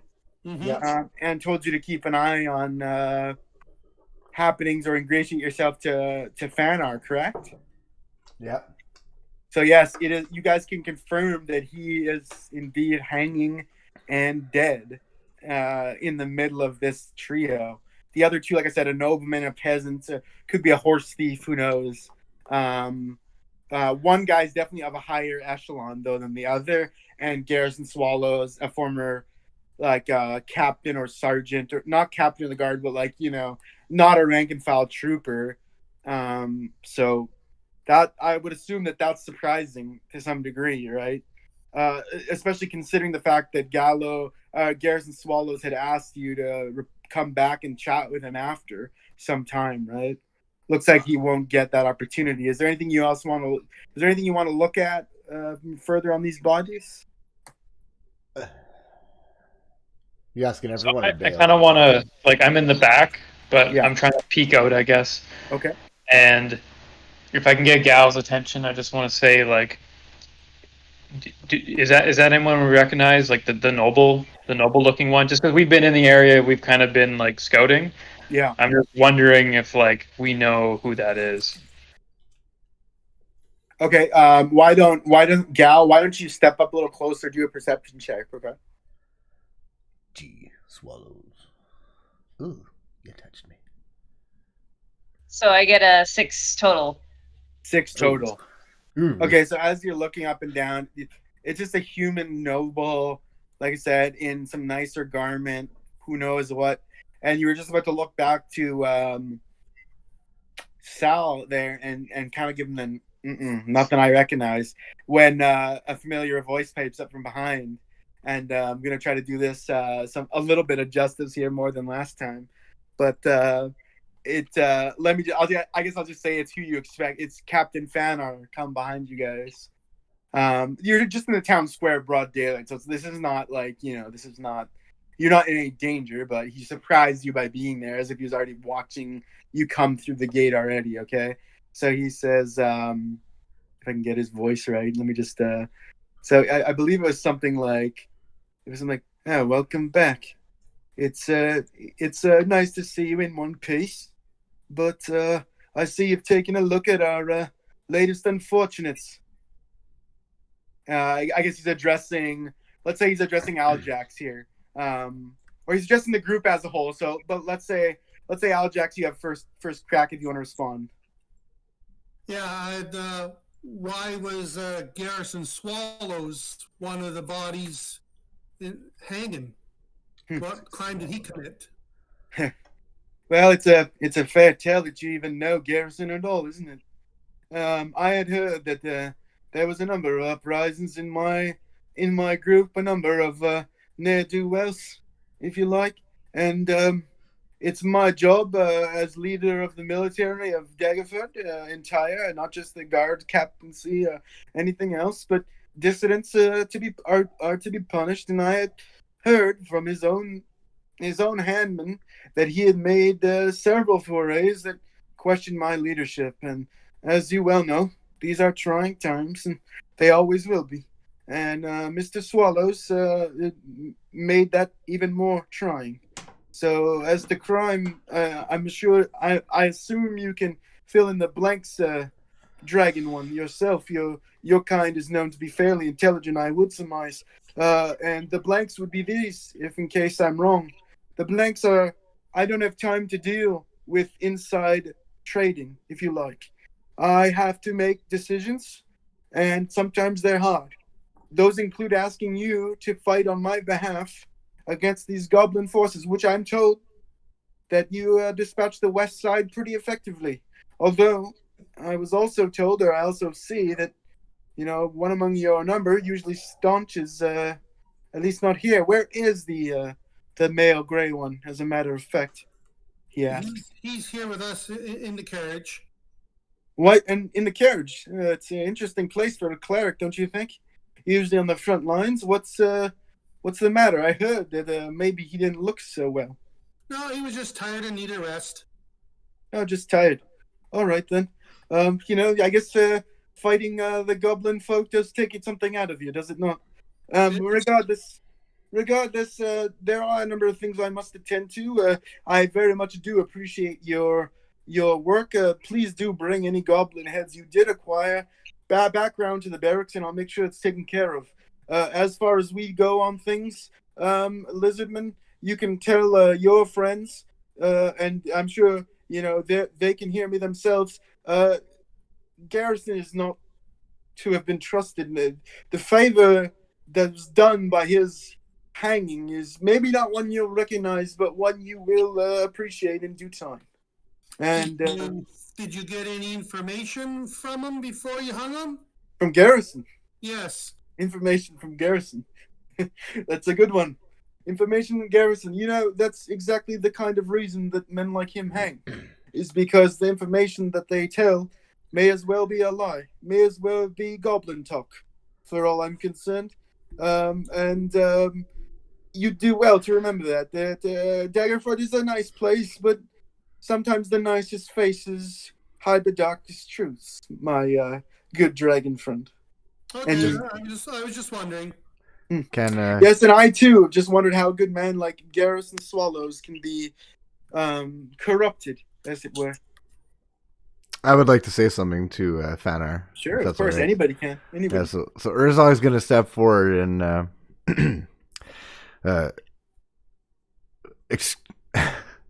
if I gotta have your attention a moment, Captain. Certainly a man of your power could make someone disappear. It seems to me like hanging Garrison Swallows is sending a message. Is it not?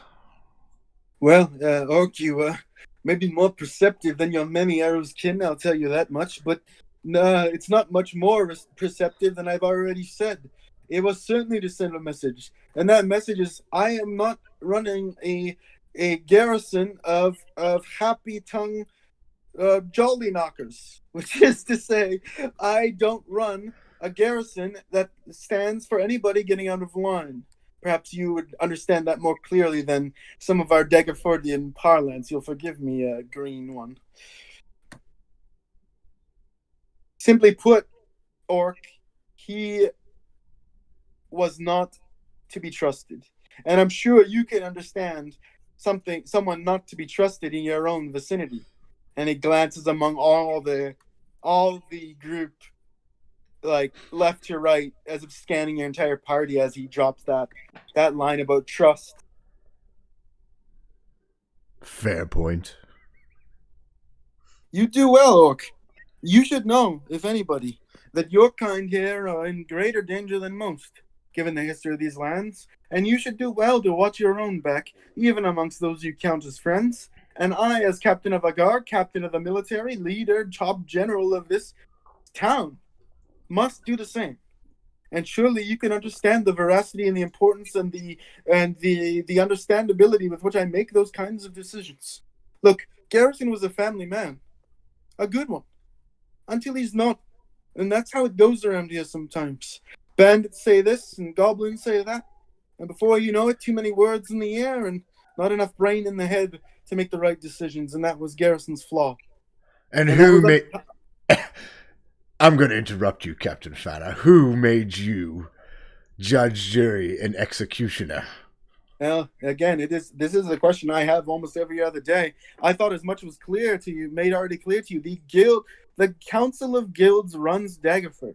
They're a group of combined merchants who don't have a militarized bone in their entire body. They had elected me as leadership of Daggerford's military primary. So that means I control Daggerford's military, and I have the final word on the levying of law in its constituencies, in its hamlets. And that means that even though I walk the beat like other guards, I have a greater responsibility. So in to answer your question, Orc, who made me judge, jury, and executioner, you can take it up with the Lord Lady Daggerford herself in Castle Ducal, or you can take it up with the Guild Council itself, but because they've sworn me into this position, and I thought you were well apprised of that by now. But perhaps an orcish mind is slower to grasp than others. And he smirks. I'm just gonna grunt and turn the other way. All right. Well, I can see that it's not all of you are up for in-depth conversation, but do come by the barracks and deposit whatever scum and villainy you've got. I'm sure you took some heads, no? No doubt you heard. We are collecting a bounty on some. So bring them by and we'll process them. And if you have already taken a look at some of the tasks that need doing around here, surely you will see fit maybe to apprise me of your desire to complete some of them. We do have a number of paid positions for mercenaries like yourselves. And if you wouldn't mind now, I will be on my way. Don't tarry yourself over overhanged men. Just tarry yourself or just think to yourself that you do not become one of them. That is my advice to you. And he walks off and gets his helmet refastened, which was under his arm, and he's off to attend to whatever duties. Provided there's nothing else you guys want to talk to him about. I, of course, would be happy to talk further, but for now, that's it. All right. So we did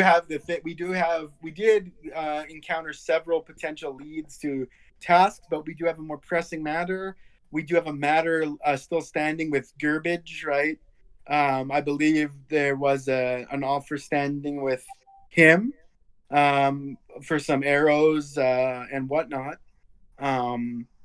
And also the matter of Sal here, probably of top priority, correct?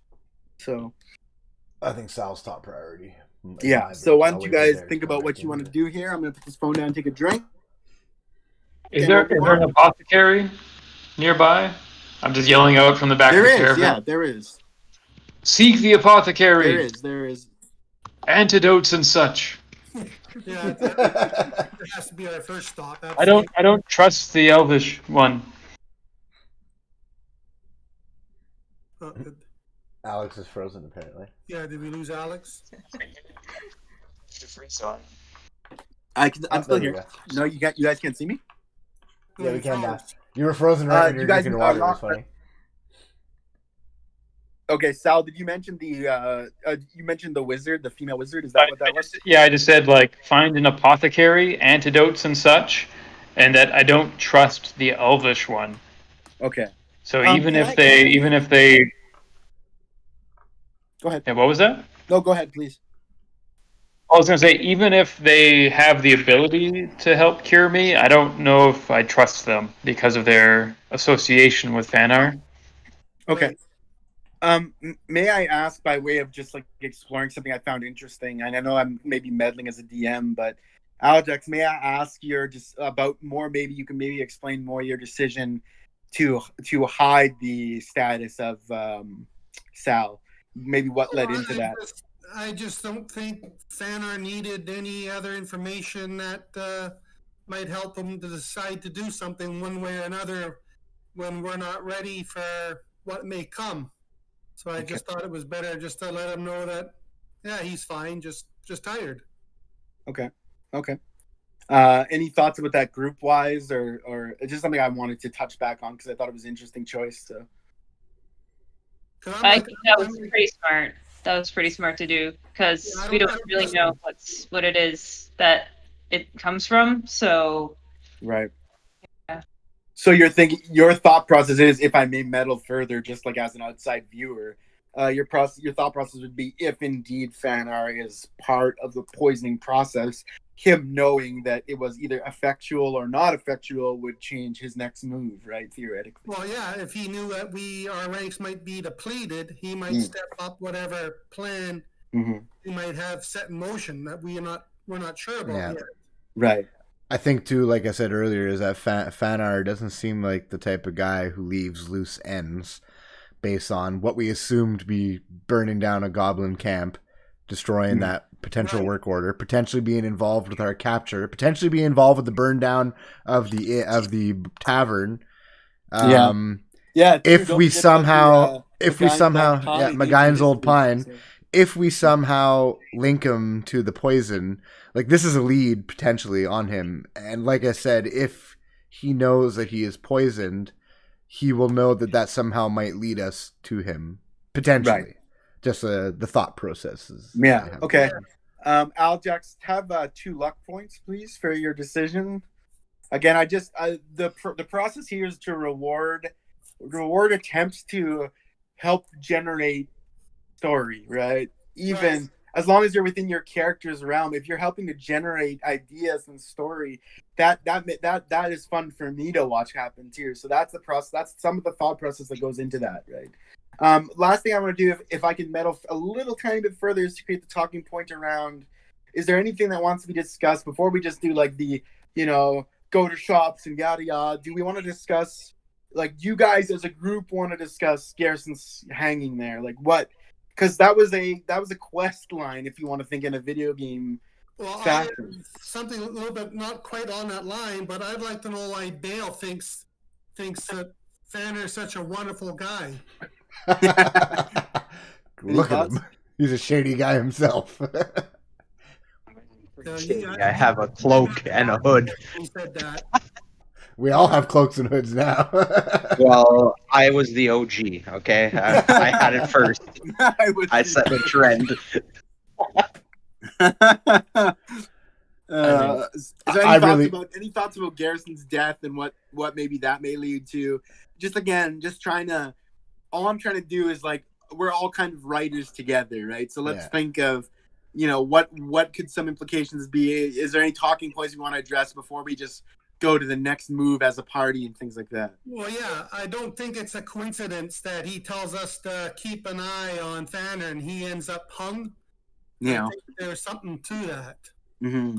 Yeah. Well, Yeah, like I Sean said, he's tying up loose ends, right? He obviously found out that he has been meeting with people. For all we know, he might not have known that he spoke to us, and now in admitting that, asking, well, what happened to Garrison Swallows in specific out of those 3 people, now he might know more than we even wanted him to know. Right. Like, we don't have all those facts. So the less that we share with him, the better. Yeah. Dude, it's a good point. Like, Any you guys even situation. knowing Garrison, knowing now that he knows Garrison, if he didn't already, can be a potential card in his library as well. It could potentially mark us for the same fate or something along those lines. Fair point. Take one The luck less- point for that. That's a fair point. Huh? The less we tell him about anything, the better. It's one of those situations where it's what we want him to know, we tell him. No, Yeah. sorry. Go ahead, Al. That's why I asked him if he found any information from Garrison. And he wasn't very wasn't very forthcoming about that, right? No, but I thought, maybe he might slip up and let us know something that he shouldn't have said, but he didn't. He doesn't seem like the type of guy that's going to slip up, right? Like, he's obviously if this is all his doing, he's got bigger plans. He knows what he's doing. He's not going to slip up in a simple conversation. Right. Yeah. I was hoping we might catch him at a weak moment. That's the thing too, as I was just about to say, is that every time we've met Fanar, his helmet is off. Just keep that in mind. We might have a good assassination attempt here, okay? Just keep that in mind. He takes off his helmet every time when we speak to him. Fair point. Take a note of that. And secondly, like I said, I was Fair trying to get... point for that. I was trying to get it out of Fanar, but like, I mean, he said, yes, he was trying to send a message, obviously. And I don't know if indirectly he's saying to us because he knows that we were speaking to Swallows. But like I said, if he's weird to cover up stuff, right? Yes. It's so like I said, it seems like he has the power to just make people and things vanish with that wizard in his pocket. Which is what you said to him, right? So it's interesting that, like I said, he chose to. I mean, we don't know the other two people, but I mean, they might have just as much significance as Garrison Swallows to other folk other than us. But right. I do feel like because we know Garrison Swallows and because we particularly had a encounter with him, that I do feel like it's kind of like a message to. He says it was to everyone or to anybody, but I do feel like it might have almost been aimed at us. Fair enough. I'm curious about one last detail, and again, I'm trying to clarify that I'm asking as an observer right now, and not as the guy who acts as who acts as Fanar, right? So I'm just asking your guys' perception on this because it's interesting for me, and this part of the joy for me is to get into your guys' minds about this. So you guys had said, if I recall, that Garrison was not to be trusted when you first met him, right? You guys thought that Garrison was like maybe a plant, information broker, whatever, Right. if I recall. So how does that change at all now that he's dead? Like, does that perception? Do you guys think you were wrong about Garrison, or is there anything that changes there? I think so, Alex. I think one thing that, like, I'm just listening from the caravan, I guess, at this point. But one thing that kind of like caught my attention was when Fanar brought up Uprising and how this may be like a broader plot. Mm-hmm. So I think that made me think back to the conversation with Garrison and think a little bit about kind of the broader implication that there may be an uprising against the guild or against Lady Daggerford. I'm not sure exactly. Right, that part doesn't seem to be that clear. If indeed there is something, right? It doesn't seem to be clear what it is. It doesn't like there's no open warfare really or anything like that, or you know. Yeah, but it seems like there's the biggest threat, at least from our perspective, is these goblin raids, which Fanar has a weird relationship with. So I don't know if that's like there's almost like this, force of danger that's being like made to encourage the guild to keep it. Yeah. The thing too is like the one thing I wonder about too. Well, I won't actually. I'll let you guys come to that on your own. Never mind. I get too involved sometimes.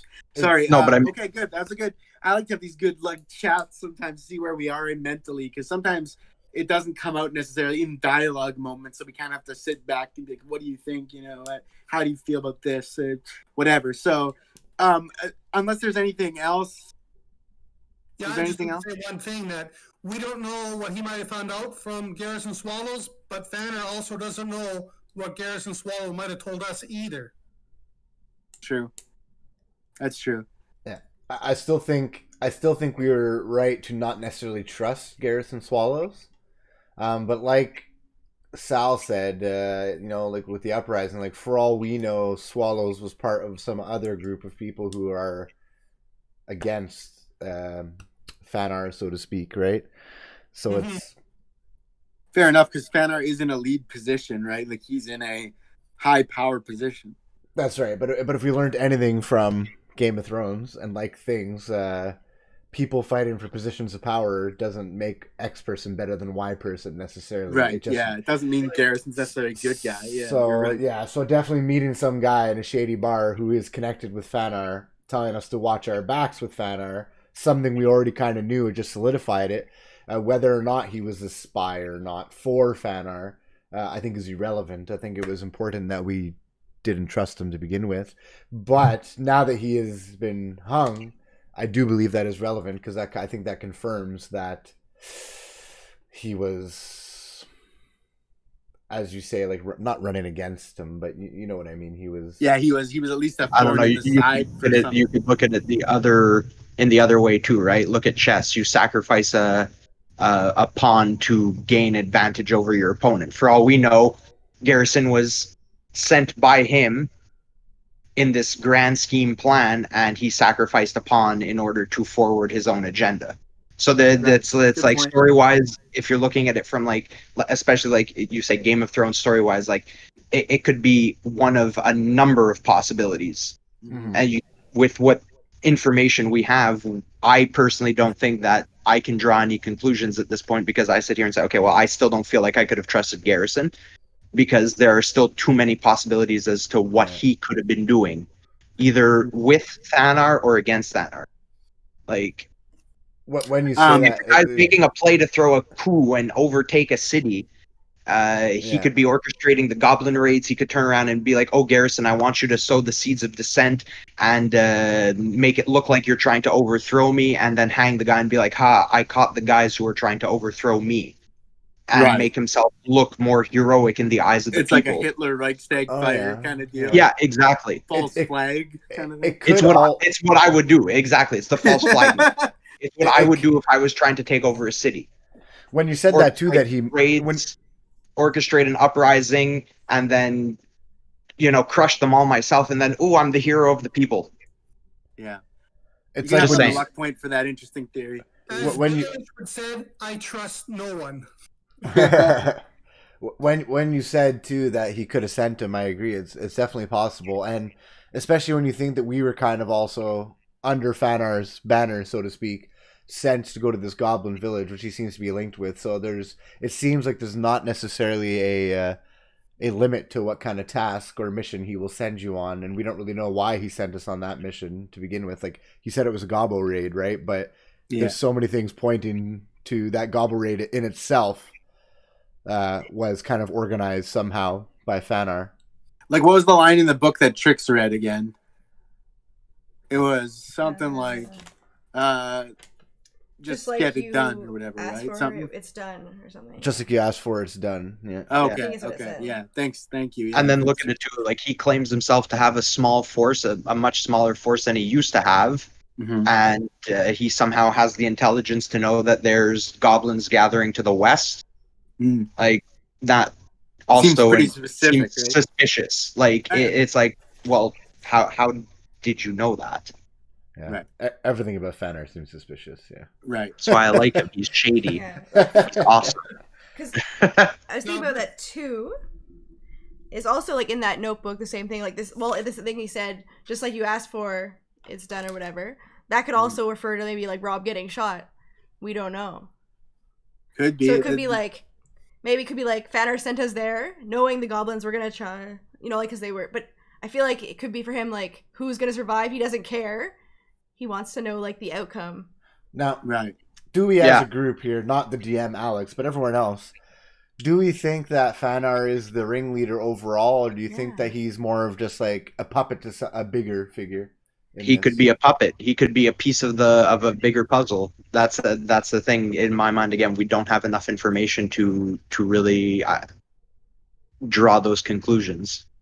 But like, does Thanar seem like smart enough to do this? Yeah. Does he seem full of himself? Yes. But is he really the guy that was up there pulling the strings and setting all this in motion?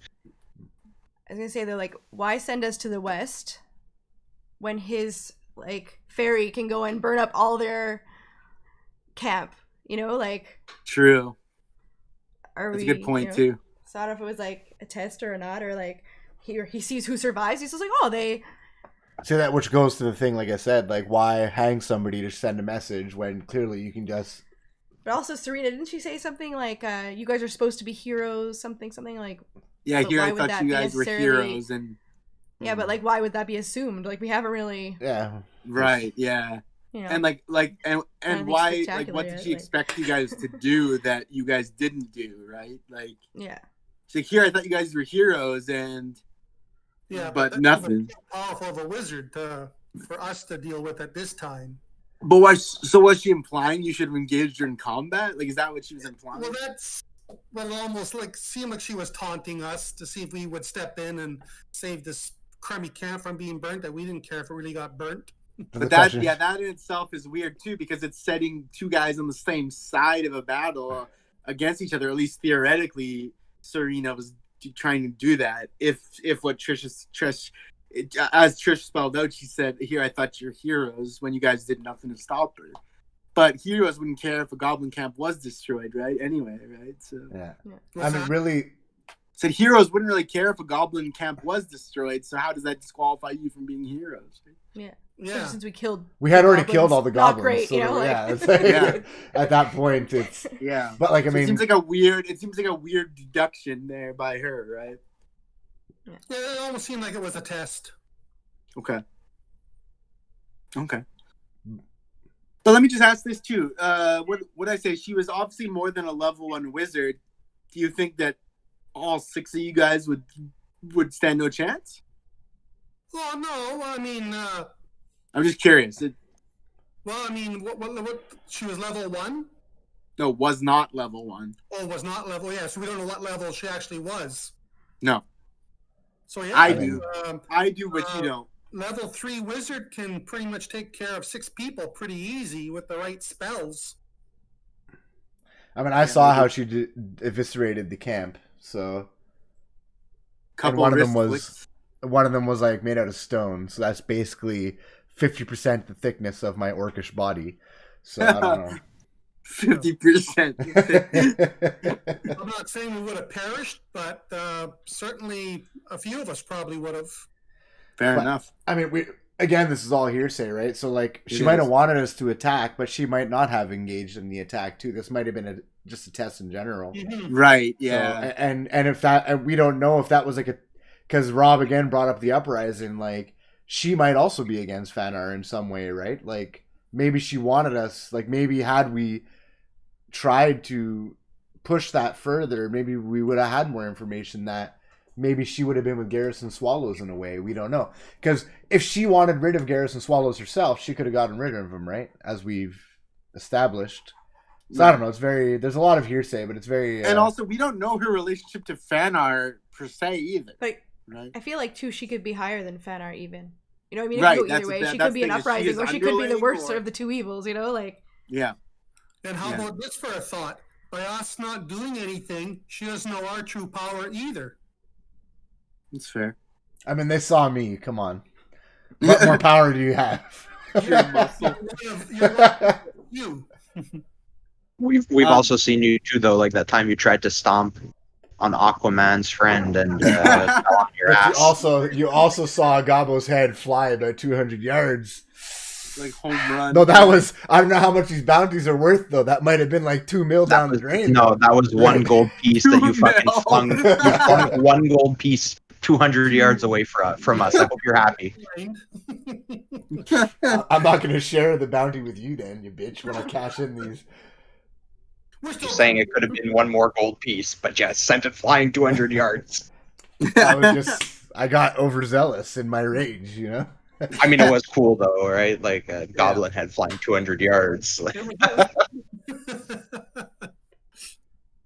Okay, so thanks for that, guys. Like I said, I enjoyed that part of this too. So why don't we continue on in the journey though, and go back into character, all things considered, and make our next move here. So Sal, you had discussed wanting to go to a apothecary. Is that correct? Yeah, if there's a healer, I think we should look for an antidote. Maybe a local apothecary might have some information about this local poison. Okay. So do you want to head there right now? There is an apothecary, alchemist, whatever, in town. You can stop by. We should go there now then? Okay, so... Bring our goblin heads, have some money to pay for the yeah, you'll have to bring those to the barracks, though, to make the exchange on that bounty. Yeah. You can do that first if you want. It's up to you guys. Well, I don't know if we have to... I assume we'll have to pay something. I feel like if we go to barracks, we might get... I feel like if we go to the barracks, cash in these heads, we'll get tied into something that we might not want to get tied into right at this second. Do we have the funds right now without cashing them in then? I think we Well- got some gold pieces. I mean, we I think can Robert offer. Jesse do. I mean, we could offer. Salad, We yeah. could. We could pay in goblin heads. I was gonna say, like, Okay, I could. yeah. This is a time of where you can trade too. Like, I have Barter. goblin heads and dwarf beards. All right. I can tell them here, have some goblin heads, and go cash them into the barracks, and we can just avoid going. Or there if an entirely. apothecary needs, they might have uses for goblin brains, or who knows. Or Alright. pickled toes. We don't have that. I know. What did we do? We made a goddamn Taking mistake. the pickled toes. It's scorched. Yeah. Roasted pickled toes. True, you guys could take in a jar of pickled toes, but What if that was like the only cure? What if like million-year-old pickled toes was the cure to this? It's possible. What if that was the case? Yeah, it could have fucked up pretty bad. huh? Trust me, it's not. All right, We can guys, always so let's pickle go. more toes. All right. Let's go to the alchemist. So we're gonna again speed the process, and we're gonna be at the alchemist door, and we're gonna go inside. Whole group's going in, I assume, or you guys know nothing about this alchemist. You learned nothing prior, so I'm in a walk in cloak, and- but I think is Sal going in as well? Am I gonna bring Sal in then? I guess because up to you guys. Do you want him to see the patient, or do you just want to describe what's going on? what do you Tell want, us. Sal? Striped toadstool poison antidote. Right, Right? striped. Oh, striped. Okay. So does that mean he doesn't want to move? Do you not Yeah, want to just- leave? It's up to you guys. You guys can all go in and hear this together, or we can do a separation. It's up to you guys. I'll go in. Sal, you staying out or going in? I think I'm comfy where I am. I'll just stay where I am. I don't feel good. Okay. So I'll stay in the caravan and I'll stand guard because he's not in a well. Okay, you sure you don't want to be in the conversation because you missed the garbage conversation too. So I watched it back. Okay. I loved every second of it, but I just feel like I mean, sure I can go, but I just don't want him to get mugged. okay. All right, so I'm gonna need Sean and Rob to vacate. I guess. Enjoy. And let me know if when we're good. I guess Trish and Jesse, you can confirm that we can go forward. Yeah, we're good. Okay. Hold on. He's like right here. He's Yeah, lurking. that's fair. He's apparently not paying attention. I mean, it's not to the end. It's not to the end of the world if you guys all Earmuffs, appear. I'm Rob. just Earmuffs. trying to preserve Okay. a bit of realism. That's all. Okay, we're good. You good? Okay. You ready then? Sure. So as you guys go into the smallish building, it's like it's more like a tent of leather than anything else, but it is a structure, and there is a sign that says Waldo's Wellness. Okay, Waldo's Wellness, etc. is on the sign. And as you guys go in, you see a wispy hair old man like shuffling through, fairly tall older human shuffling through stuff. And he's moving like little things around. And let's see, man, and this, then here, now this, now where did I put that? And as you guys open the flap in this case to his center area where the where he is, he turns around. Oh, a customer. Well, hello, welcome to Waldo's Wellness, etc. How can I help you, band of travelers? Where's Waldo? Well, it would certainly appear that you're looking at him, my Asimar, is it you, Greycard, my fair Asimar lady? You are indeed looking at Waldo. That is me. That is I. I am the Daggerford apothecary. How's business? Take a luck point just for the lulz, please. Business. You know, sometimes the farmers need an anti-diuretic for the cows. You know, my job rarely is all that interesting, but I'm happy to see a few adventurers come through here. What can I do? What can I do for you? He says as he sort of like runs a trembling older hand through a wispy goatee. What can I do for you? What do you know of Striped Toadstool? Striped Toadstool, huh? Striped Toadstool. He pulls out a book, okay, and he's rummaging through. It looks like he knows where he's going. He's not like unsure. Striped Toadstool, Striped Toadstool, Striped. Ah, yes, Striped Toadstool. It's a mental affliction poison, is it not? What makes you ask? If one were to get some of it in their bloodstream, what could we do with that? How could we deal with that? You mean by way of a cure? Is that what you're saying? Because I can make striped toadstool poison. It's part of my repertoire. I mean, I just would need the ingredients. Is really all. So if that's what you're looking for, I can quote you a price right now. But if it's curatives you're looking for, well, that's another matter. So I better clarify.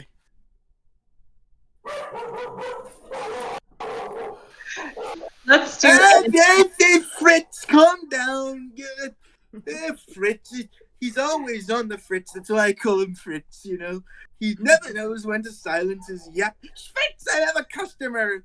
God, dang it. Oh, forgive the mangy mongrel somewhere out in the backfields. Fritz, you never know. But Fritz does provide a good saliva every now and then when you eat the canine lupi. Let's talk about cures. Oh, the curatives for the striped toadstool? Is that? Yeah. Okay, sure. All right, let me see. Striped toadstool, envenoming now, creating now, curing. Okay, let's see. Striped toadstool, and he mumbles some technical. Oh, that's definitely not happening. Okay, so I'm sorry, I get kind of carried away. And I just read that some striped toadstools are cured by consumption of mind flayer brain, but I'm sure you can imagine they coming across a mind flayer brain of all things. Not exactly the most common occurrence, but it would stand to reason after all, because it is a mental poison affliction, and the mind flayer is one of the wisest, most intelligent creatures in the history of our fair lands across many realms. So maybe not surprising that consuming that brain would be at least rumored to have some success. But accordingly here, I don't have the ingredients required for a cure. I do have a potential pricing for it. Would you be able to find those ingredients and or contact somebody that does have it? It looks like it would run about 180 gold pieces for a curative on that, all things considered. But again, it's beyond my current stock to acquire. And of course, the stock itself is in some ways costly too. I mean, it's the method of brewing and preserving and encapsulating and attributing, that's where some of the fee comes from. But 180 is a standard going rate. A cure, 180 gold pieces. That is not copper pieces, not silver pieces. 180 gold pieces for a curative on this front, for a single dose anyway. And often, I should say, that's all that's needed for a single case. But yeah, 180, but it's beyond my stock, miss. I'm afraid. Is that so? The gold pieces are for the ingredients. Is that? Yes, the gold pieces are more or less the ingredients valued. But then again, the application, the brewing, the fermentation process, it's going to lead easily probably above 250 when you're all said and done, if you're looking for professionals assessment on the matter. And according to my documents, that is currently one of the going rates set by the Guild Council here in Daggerford, is around 250 a curative process here for the striped toadstool. But again, these things vary, and they vary by season, they vary by degrees, and they vary by practitioners, and all these kinds of things, you know. So you mentioned the guild council. Yeah. Do you have to pay them a fee to conduct your business? Well, I was once on the guild council. You should know that. So there is certainly a tithe involved. That's how Daggerford keeps its people taken care of. And as you know, Daggerford is nothing if not a business venture written large across the land of the Sword Coast, anyways. So yes, of course, we pay something back and forth, and some pay more, some pay less, as the case is, depending on your standing and, as it were, allegiance to the crown. If you follow me. So you won't take anything other than gold, then? Well, as I say, I don't even have the ability to create the curative at this point. So if you're looking for barterings, then of course that's always factored into the pricing process. But again, I can merely only provide you information on what you'd seek and what you'd be looking at in terms of the damage, as some say. Well, what does everyone want to do? I think he said that. You look a little perplexed, young lady. Is there anything I can clarify for you? Let me talk with my colleagues about our situation here. Okay, so do you want to exit and head back to the caravan? We'll just huddle in a corner. Have a conversation. You want to huddle in the corner? Okay. Yeah, we'll do like a huddle, like a football huddle. Okay. Talk it through then. I think he said that he just didn't have the ingredients. So maybe there's something we can find and bring to him. And maybe we'll bring the cost down. I don't know. Maybe cost up. I don't know. But is that like a possibility? Maybe, I don't know. We bring him the ingredients. He makes it, well, and then we steal it. He says he doesn't have them, right? Like that's what he said. He doesn't have the ingredients. Yeah, and even so, he'd have to brew it too. So yeah. And how many ingredients are we talking about? We don't know. We need to find the antidote right away, not wait for it to be brewed. Well, I don't think isn't that the only option? What else? Well, he said it had to be like a serum he had to get, right? Like, or it can't just be solved by like anything else. That's what Salazar said, right? When he did his check. Has to have an antidote. Yeah. Then you say it could be healed by a he's still higher says, level he's good, healer. But obviously there's a time limit eventually, Yeah. Yeah. But it depends. Is it stuff we could find around, or is it something that will take we're not it's really too hard to find? We can ask him. Okay, let's ask. Yeah. You want to ask Waldo? Yeah, let's ask Waldo. Okay. So you break the huddle, as it were, and go back to the trades desk, I guess you could say. Yeah. Go ahead and ask. Sorry, Rob in the backpack.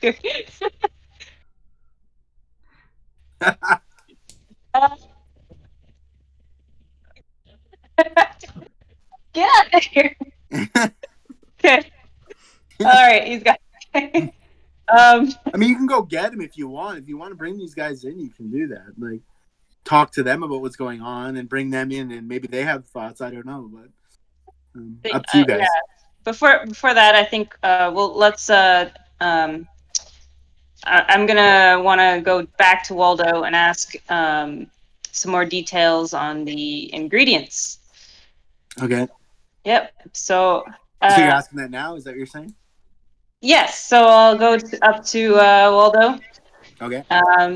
Thank you for your patience, sir. Of course. My day is mostly boarding. It's not all the time you get to look on such a fair Asimarian, if you don't mind my saying. And he's 70 and bashful at this moment. Okay. Waldo, if we were to acquire these ingredients, how difficult would that be? How many ingredients would there be?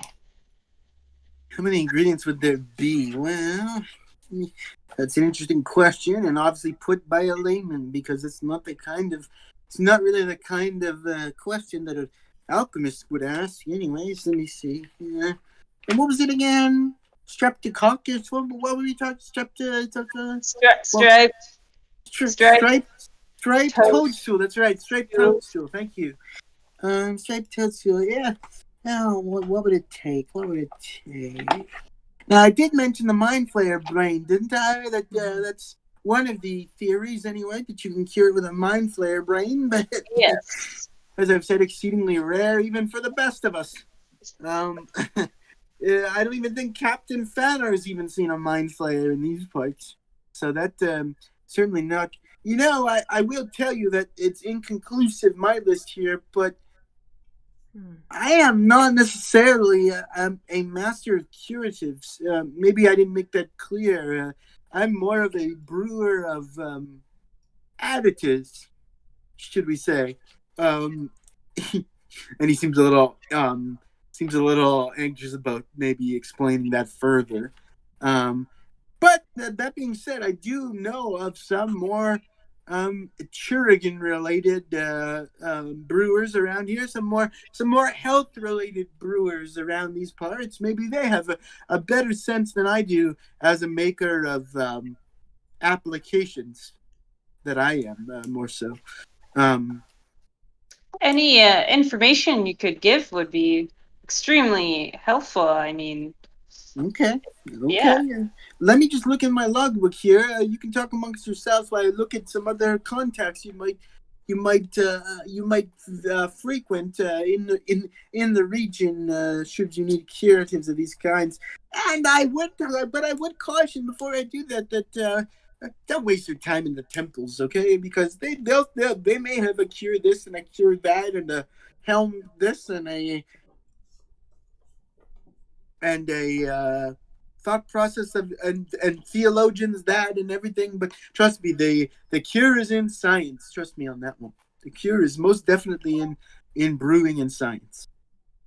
So just give me a moment, if you will. Let's see here. Let's see. Waterdeep, Westmount, Neverwinter. That's quite a ways. Yes.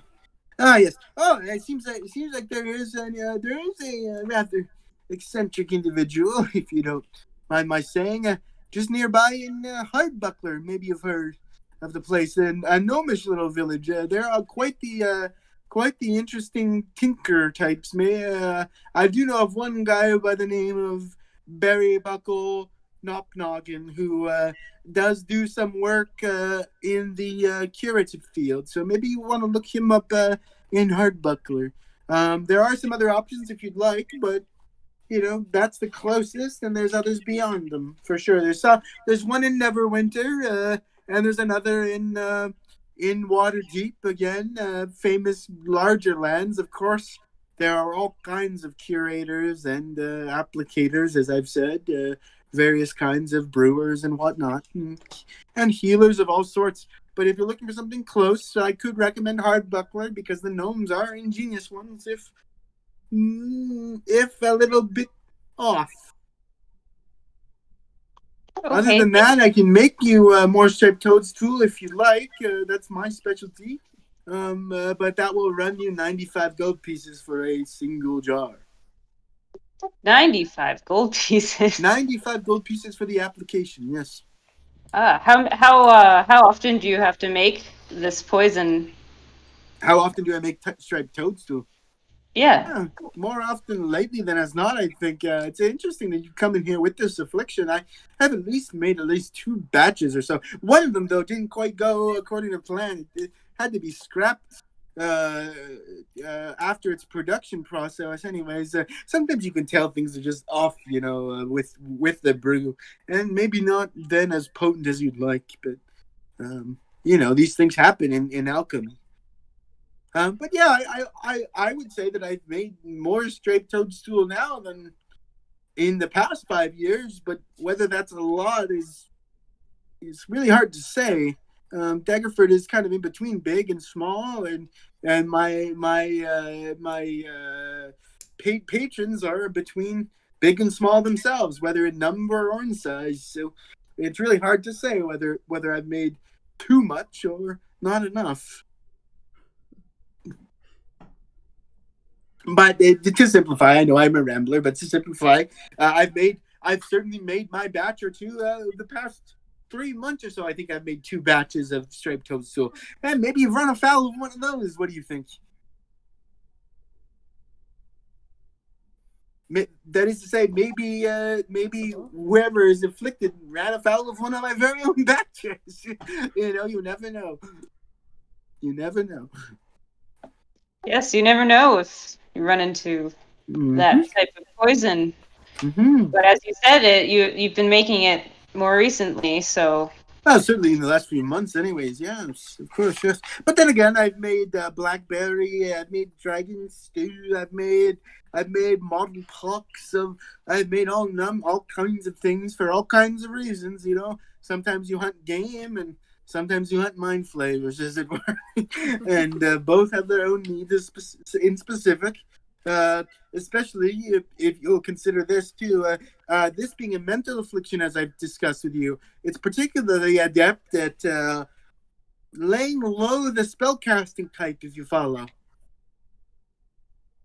And so I would imagine that as a brewer of applications, as I like to say, or if you'd like, a poisoner is maybe the less couth way of talking about my profession, but as a poisoner apothecary, it would stand to reason that, mage hunters and the like would partake in some of that brew, or at least apply it to their weaponry, I would say.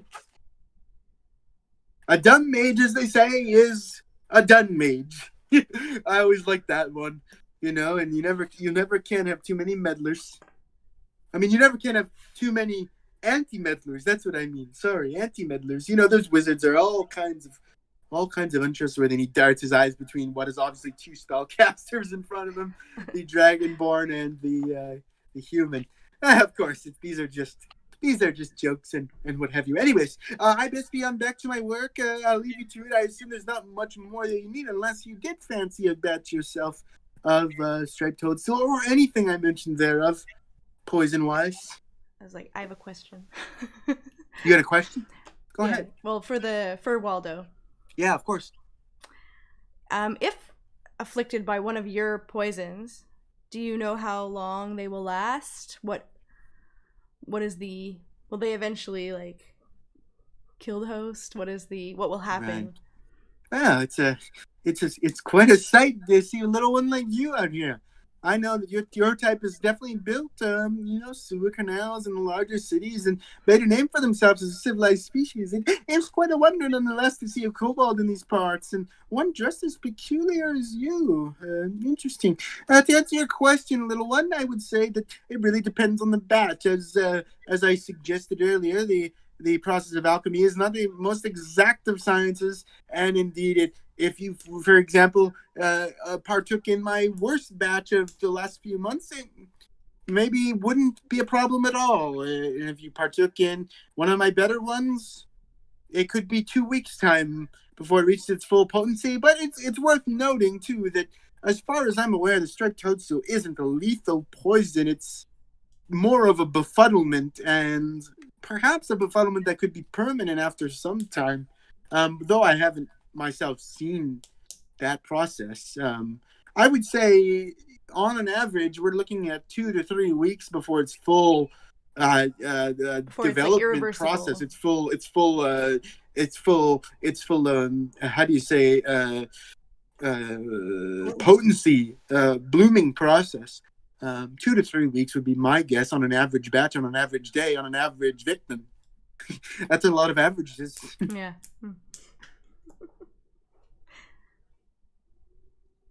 You're very knowledgeable. Yeah. We're just going to confer, and perhaps we will require more of your services. Yeah, you would be wise too. I'm sorry to cut you off, young lady, but you'd be wise too. it's trying times we live in. I believe that's one of the phrases our guard captain loves so very much. And you never can have too much of an advantage against your foes. And that is what Waldo's wellness, etc. Although I do admit the sign is somewhat misleading, wouldn't you think? But maybe therein lies the potency of it, after all, is that wellness is a thing that sits on the edge of a knife, quite literally. It can either go this way or that, as you can imagine. Thanks for stopping by. I do hope to see you again. And again, my price is on Striped Toadstool, though you may scoff at the price per brew. You won't find better in all this region. I can most definitely assure you of that. And if you were to get a bad batch, I offer a reduction in price, if that's the case, of course. And then that's about it. That's about all he has to say. Okay. All right. All right. So I guess we'll go back. Yeah. All right, so let's bring them back. Yeah, he's coming.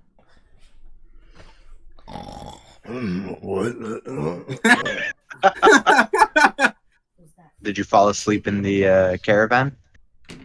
Yeah, where's Sal? It's like shit, he ran away. It is delirium. I'm right here. All right, you guys want to brief a bit about what happened there? I'll take a drink of water. Dude, you got 2 weeks. You've got 2 to 3 weeks before you're stupid. So do they have the antidote? Nope. No. No. Nope. Give us options. What are these options? We have to see some gnomes. Oh no. Is that place that I said we should never go to? Yep. Or we have to find a mind flayer brain or something. You have to eat his brain. I have to eat a mind flayer brain? But they're rare. But they're very rare, yeah. So, what I'm hearing is that... Captain Fana hasn't seen one. Oh god.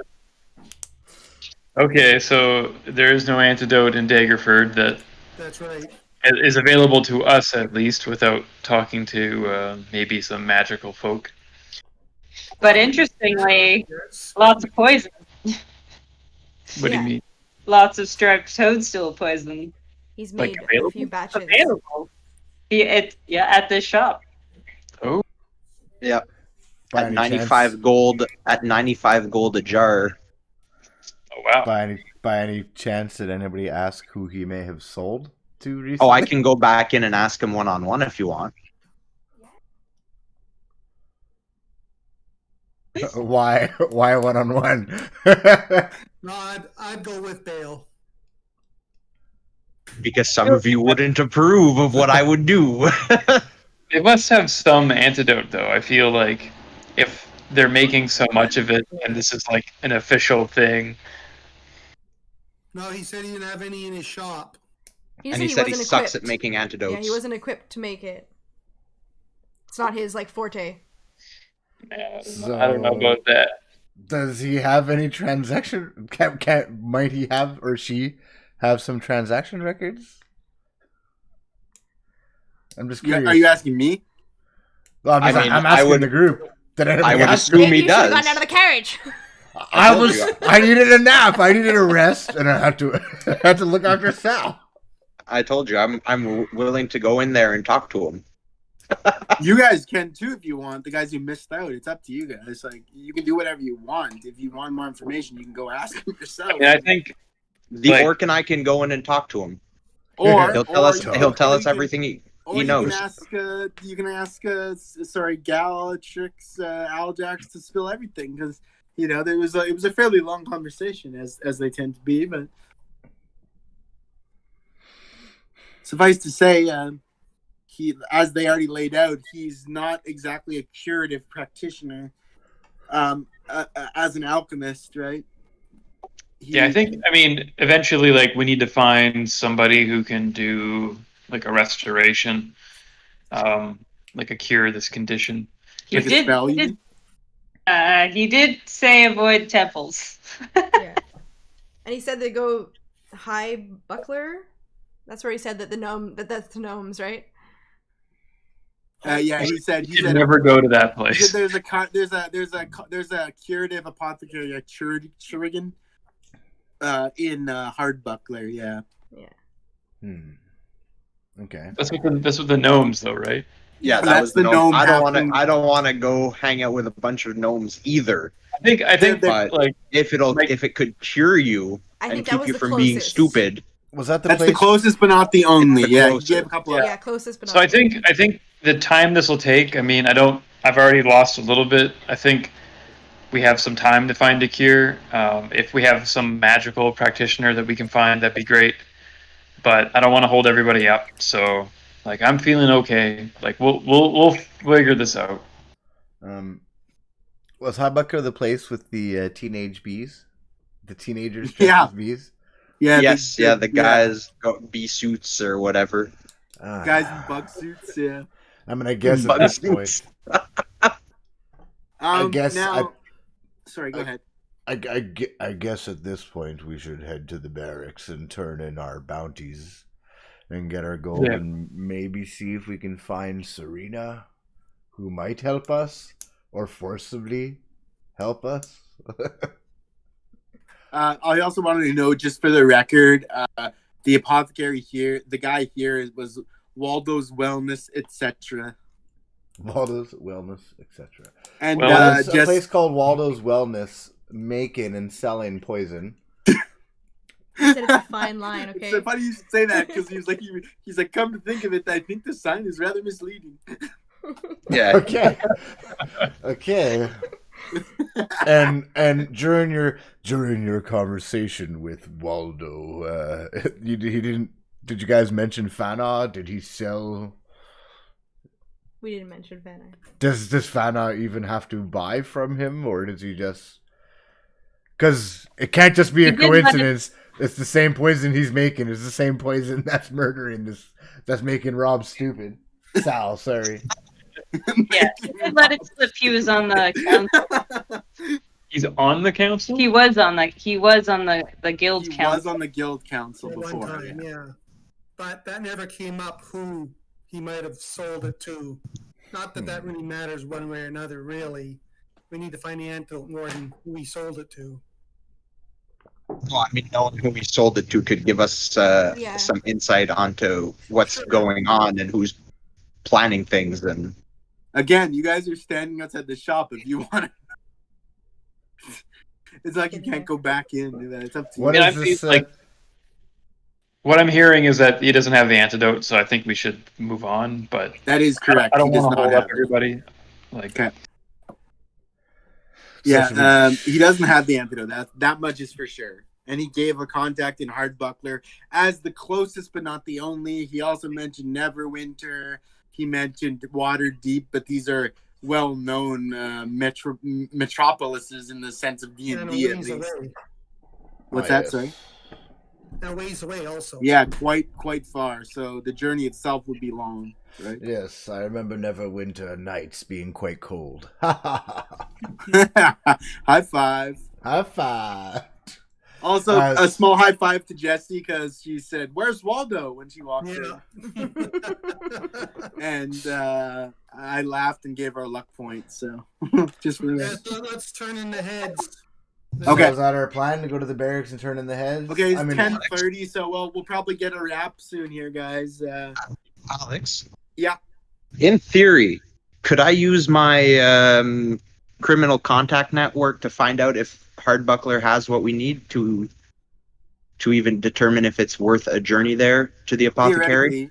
Theoretically, yeah, because Derek, if you guys don't know, because of his background was criminal, he has access to a network that he can tap into for information, like various underworld contacts and stuff that might be able to help him out in times he seeks information. So I'm never gonna say no. It's not possible. You know, whether they will or not, it is another matter. But you can always. Yeah, if you can try something to lessen our travel.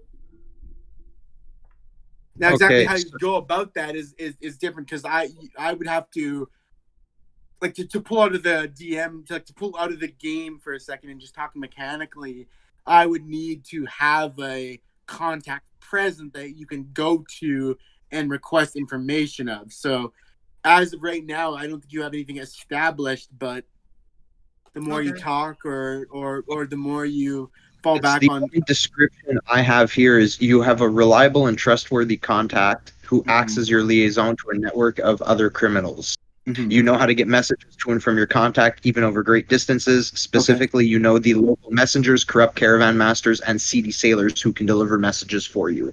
Okay, but who are you delivering a message to is the question. But that's not what I'm. There's not much more information on that. Like, for example, if you wanted to send a message to the apothecary in Hardbuckler, you could probably do that, right? But you'd have to find, like, the Port of Call, the Thieves Guild, or something equivalent, right? Whatever underworld seeding, like, it's not like you can summon it from thin air, I guess is what I'm saying. Yeah. I was just somewhat wondering exactly how that worked. Yeah, if you had any more a bar and you find out who, or you find out who's in the shady side of things, you can definitely get them to get information for you. It just takes a tiny bit of legwork, but certainly a lot less than other people without these contacts, right? Okay. So keep your eye open, or keep your mind open, or keep your mouth open for some people who might be able to help you in that process. As of right now, I can't think of one who would fit that description. Well, actually, I could, but we haven't seen him in a bit. And I guess maybe perhaps Lorgrim or Keller would be among those, right? Keller. At least because you were speaking to Keller at one point, right? Yeah, fair enough. That's all I wanted to know. Good. Sorry. No, that's fine. That's fine. So back to the barracks, guys. Yeah. Barracks. Yeah, so let me just sorry, Derek, let me just sort of like circle the wagon on that and say, so basically what I would need is for you to just find and expose somebody who is part of that culture, and then have a discussion with them about what you need. But it's the act of finding a member of that, like it says, yeah, you have access to reliable contact, but like we also need to put them in the world, or have them in the world. So you'll just need to do some talking and exploring to find out exactly who's trustworthy in that way. That's all I'm saying. Cool. Okay. So to the barracks. So Urzog, you got a bag full of goblin heads, correct? Yes. Okay, so as you guys go in, there's it's a stonework building, and you walk in, and there's a sign: 3 gold pieces per goblin head, off to the edge. And then you can approach the desk right now, where there is a armored older gentleman sitting behind it on like a wood stool, sort of just like counting. Looks like he's counting coins, really.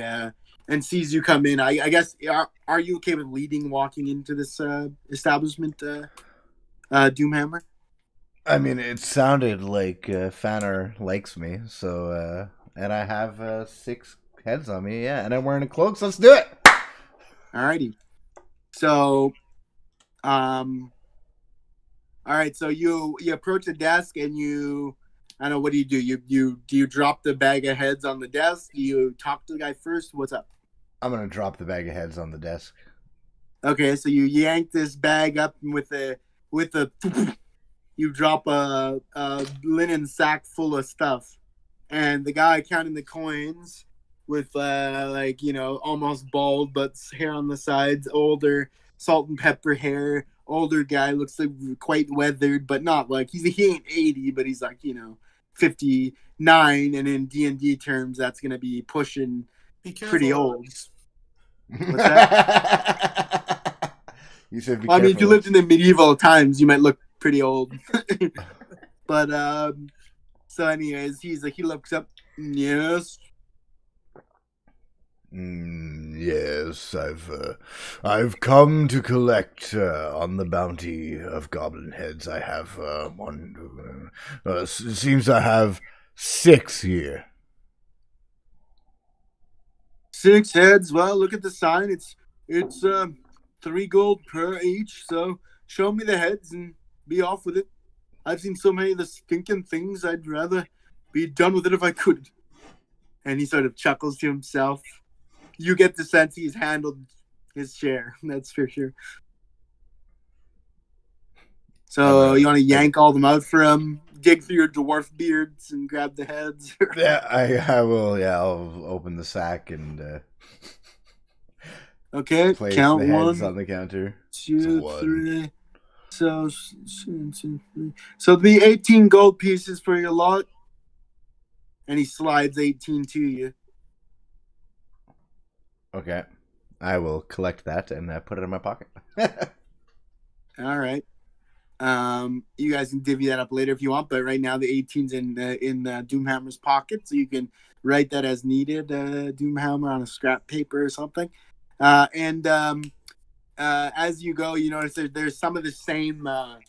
There's like a copy of the bulletin board out where it was saying some of the previous other things that you guys read, which seems like moons ago, but there are other requests for aid around the region, right? Does anybody have that list, or do you want me to go through some of them again to the best of my list here?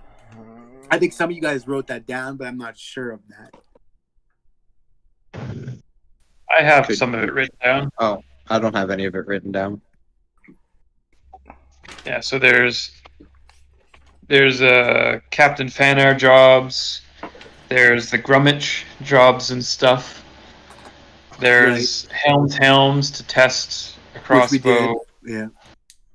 There's a water turned viscous at a dairy farm, South Daria. Dagford or Daria. Yeah, there's a wanted debt collector. I can't remember. I can't read the name. Barracks for details. Okay. Yeah. Oh, C. Garrison. Yeah. Yeah. Originally. Yeah. Right. Yeah. So if you like, there's imaginary friend of a daughter. Right. That wasn't. And then there's the dwarvish. There's the dwarvish one. Right. And then there's the gnome village that we saw. Yeah. Right, and that's also unlisted because that was talked about in person, right? Yeah. So 2 of those unlisted, but thanks for keeping track of that stuff. It's helpful for me as well. Now, did you want more information on the debt collector process? I mean, I don't know if we should be.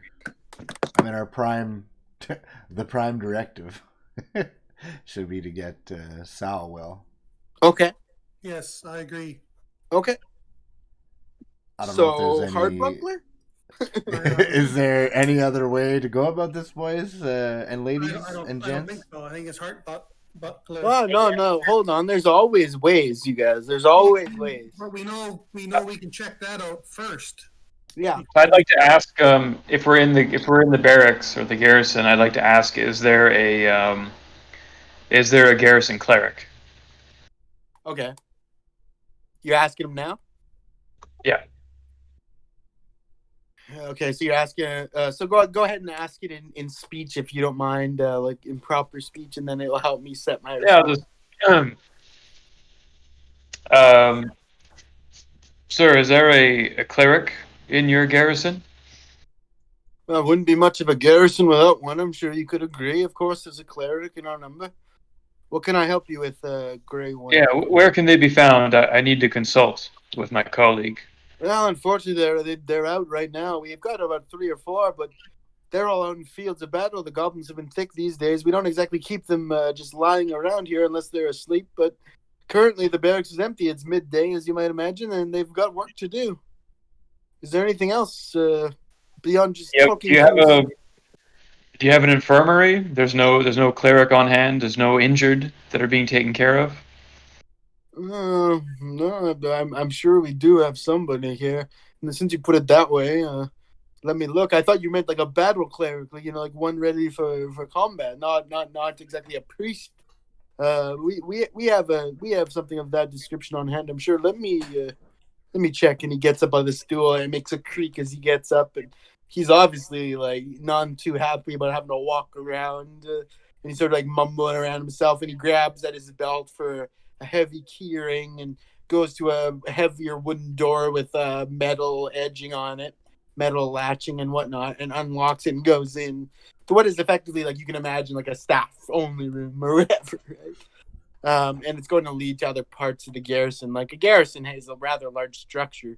I referred to it as barracks. I should have been more specific as I was before and call it a garrison. So there's like a training area. There's a barracks area in a garrison. There's all kinds of little things, right? And and so he comes grumbling back, feet sort of shuffling in his heavy armor, standard issue armor, but maybe a little too heavy for him at his age now. And he comes back. Oh yes, he's Father Tiberian is in house. Just finished one of his vigils. If you'd like to stop by, he's through this door here, down the left, and then to the right again is the garrison chapel. It's the best I can do, but he's not exactly the most busy man, or rather, not exactly the most. Well, how should I put it? He's not exactly the most. I'll let you see for yourself. You're free to go there, but don't tarry too long. The garrison doesn't just let random interlopers tarry about its grounds too long. Yeah, I don't know who wants to come, but I'd like to go into the chapel and meet. In fact, why don't you leave the York here? He says with a little contempt. That's maybe more for your own safety there, my friend. He says to the orc. I mean, if the orc wants to come, he can come. If the orc wants to be at the end of a broad blade of a half-sleeping guardsman, he might want to come as well. I suggest he stay. These men have done their fair share of warfare with your kind. I'm sure you could appreciate. I think he can handle himself. I definitely think I should come. Yeah. I will come as well. And he sort of goes like this. Like, oh my God, can you just not cause bullshit for one day? Like, can my life not be terrible for one day? Okay. It's your funeral. If there's the end of a blade, I don't even want to hear about it. I'm not liable for any actions that may go wrong if in the case you have denied the express advice of a garrison master or garrison handler. That's the rules. He was kind of reading fine print, like not liable if and when you end up stabbed in the head or whatever. So you guys want to go see this priest, this chaplain, this man of the cloth, if you like? Yeah, I'd like to go. I'd like to go talk to him. Okay. So you guys as you walk through the garrison, you see. So you go through the heavy door he went through, and it leads to a more open area of like a dirt field with like training target dummies and stuff. There's like 4 columns, one on each corner, that leads to like that hold aloft like a kind of a square I guess Pantheon ceiling, like stone ceiling, and then to the left there's more columns that lead to an obviously more dark interior. You suspect, in fact, that is indeed the chaplain up ahead. Stained glass windows and whatnot. Of course, there's no Christianity here, so don't think I'm trying to describe a Christian church, but I'm certainly trying to describe something. So something of familiarity in that degree. It is like a temple, right? And as you get there, you see the cloth man. This must be Father Tiberian, as was called. And he's on a knee listening to a man in armor. And as you approach, there's something being said, and something like, but Father, how do you make sense of something like that? It just seems so difficult. And the guy notices the step up and sort of trails off, and Father Tiberian gets up off the knee, listening closely to this man sitting on the bench, and says, "Oh, strange newcomers here. It's nice to see you." He's a fairly pudgy human, bald, and old for sure. And he's got robes of orange draped down past his toes, so you can't see his feet unless he moves. Purely of the cloth, no weapons to be seen.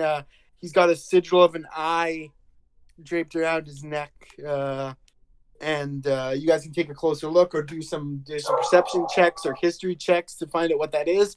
Or you can just ask him directly if you'd like, of what faith he is and things like that. Sal, do you want to lead? Yeah, I think I'll just...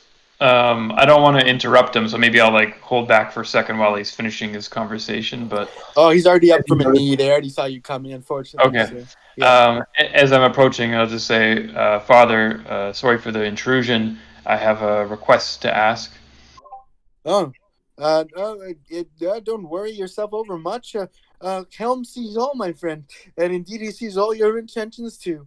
So please have yourself a seat, and I'm sure we'll come to eye, just like the Watcher God himself. Yes, of course. And he offers you to sit on the bench, one of the vacant benches. The guard is already, the guy in the armor, which you presume is the guard's already got up and sort of left, slowly shuffled off from the other bench to the right of him. So you're sitting, I guess the Father Tiberian is standing in front of you, a human, like I said, portly sort of human, not fat, but definitely chubby and bald. He's got thick eyebrows though, and a large nose. I guess if you'd say he's got a sort of a Jewish nose, if you allow the by way of explanation, at least. Not that it would really help in D&D to call somebody Jewish, but he's got, what I'm saying, right? I'm not trying to be racist. Player talk. Anyway, so he's like, okay. So what is it that I can help you with? As everybody laughs at my ethnicity comparison. We've just returned from battle with goblins helping Fanar. You may have and Helm sees it was victorious, was it not?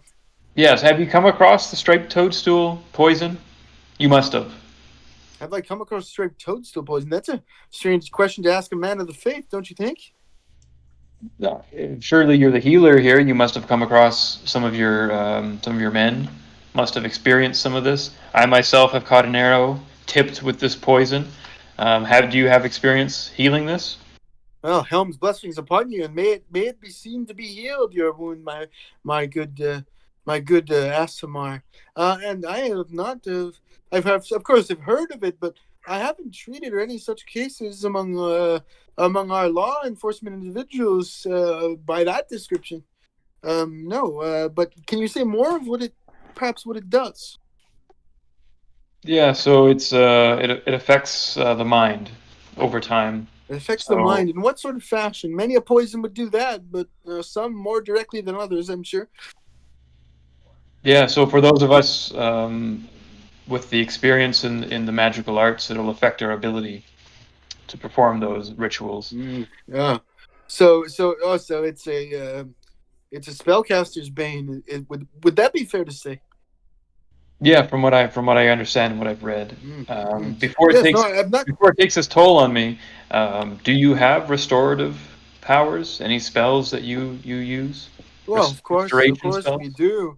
Of course we do. I wouldn't be much of a priest at Helm, would I be, if I didn't have those? However, my expertise in this field leans more towards the domain of true sight and things that the Watcher God provides, which is detecting the poisons, detecting the evils, detecting the ne'er-do-wells, and all kinds of things. Helm sees all, and he never lets me down. So perhaps if I don't have the cure, maybe I can lead you to it. Yeah, if you can try. Well, they call him the Watcher God for a reason, and he never lets his guard down. So, do tell me again more about this. What was it? The striped toadstool. Tell me more that I may help guide you through it. The process, maybe of the curative process, anyways. Yeah. So we know it's striped toadstool, a poison that was applied to the arrow that pierced my skin. And of what make was the arrow? Of what manner? Goblin, as far as I know. Goblin make. Well, I would for sure hazard that it's rare that a goblin has anything but wood, whittled down into something of a passable point. But to puncture, now, were you wearing? And he sort of looks you up and down and points to your partially dismantled chest piece, because as I recall, you took pieces of it off, right? Yeah. And he says, "Were you wearing this armor when the arrow struck you?" Yep, this very armor, except in full. Curious. And indeed I can feel Helm's befuddled gaze upon us now, my friend. For it is not common that a goblin shortbow to pierce a breastplate of the quality of which you appear to be equipped with. So are you sure it wasn't of another make? Yeah, that's possible, but as of now, it's important that we cure this condition. So looking for a direct solution, right? Well, let me see what I've got here. And he sort of looks towards the wall for whatever reason. It's as if he's like waiting for confirmation from some unseen force, and sort of like processing through it in the way that these sort of religious folk can be odd sometimes. He sort of, it's almost like he's reading something off the wall that's not there in a way, right? He shows a mind affliction, is that right? Yes. Well, let's see. I've got. Let's see here.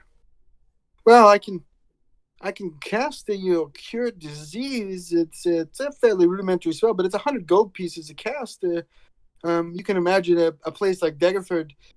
Nothing comes cheap around these parts. I don't think that'll do anything. As the garrison chaplain, surely this is a spell that you cast out of goodwill and sense of duty, not gold. My good man, my good Asimar, my sense of duty is to the guards keep.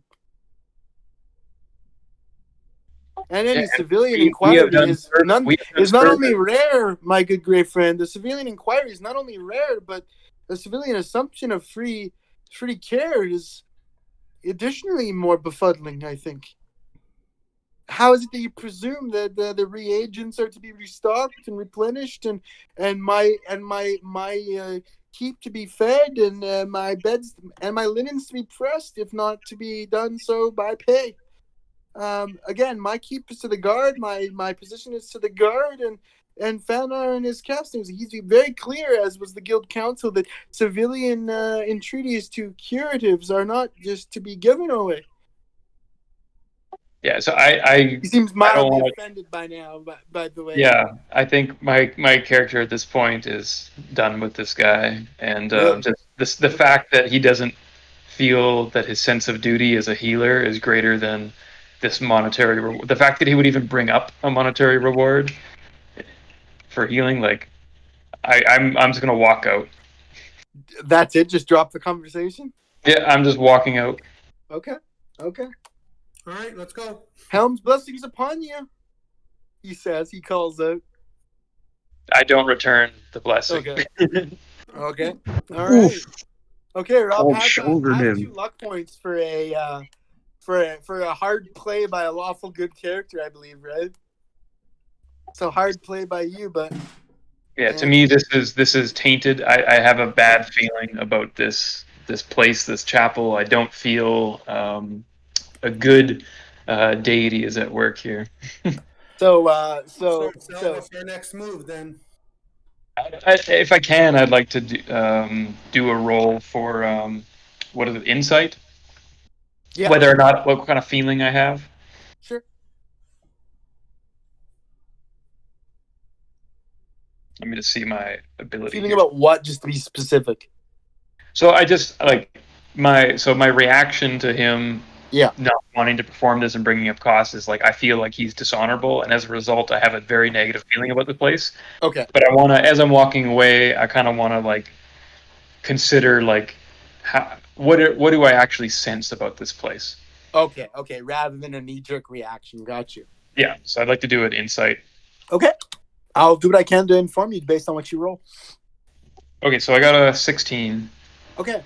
So to be frank, like Daggerford being run by a guild council is what informs a guild council's mentality here, right?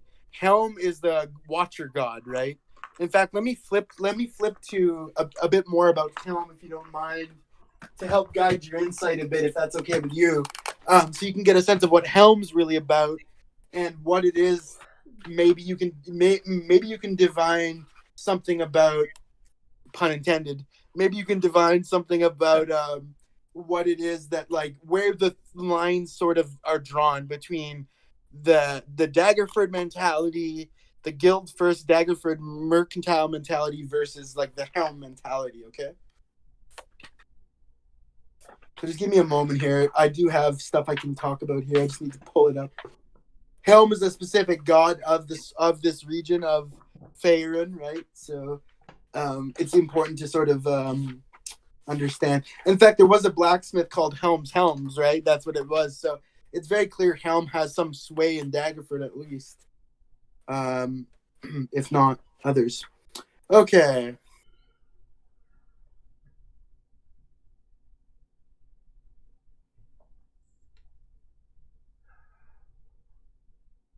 Gods of Faerun. Pardon me, sorry. There's so many. Helm, the Watcher. He of the unsleeping eye, the vigilant one. Okay, so that's what the necklace would be, the unsleeping eye he had, okay? The god of vigilance and protection, Helm is seen as the epitome of a guardian, watcher, and guard. He is venerated by those who need to remain watchful for enemies or danger. Helm is a favored deity of people that make a living by protecting someone or something, such as bodyguards, members of city watch, and guards of a treasury. Helm embodies spirits of watchfulness without regards to good or evil.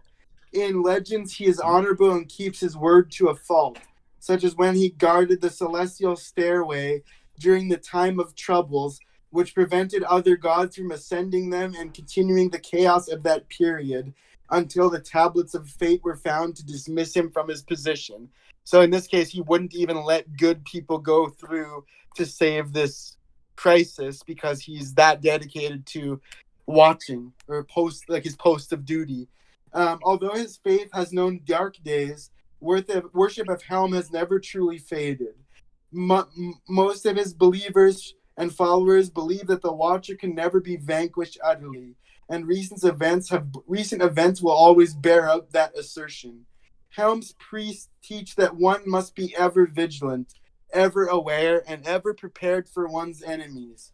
Patience, clear thought, and careful planning will always defeat rushed action. Those who favor Helm strive to be alert, clear-headed, true to their word and creed. These traits don't necessarily make them nice people, however, and as such, many consider the faithful of Helm to be inflexible and merciless, as the case may be. The end. So that is how we come to an engagement that we had there, which is to say the laws of Daggerford are mercantile, and the nature of Helm is to be neutral, lawful neutral, essentially, right? Where the law is simply thus and taken out and guarded by the Helmites, I guess you could say, right? So the law of Daggerford is mercantilism, and thus a Helmite living in Daggerford would theoretically be mercantilism first, good and bad second, in that case, as a combination of the two, right? Yeah, I've got no time for that bullshit, so I walk right out the chapel. Okay. Yeah. So, but I guess what I'm trying to say is it shouldn't be surprising to you that a priest in this position would act that way. That's all I'm saying. He's doing what he's sold out to his Yeah. to his So Helm's not exactly like lovey, right? He's yeah. Anyway, that's all. And in fact, I think that'll be all for tonight, guys. It's already 11.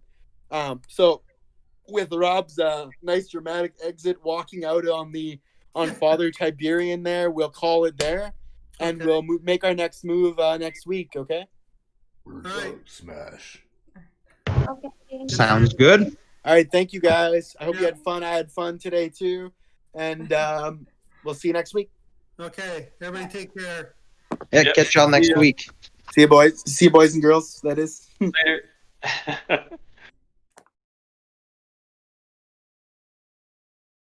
Thank you, guys. Bye. Thanks, man.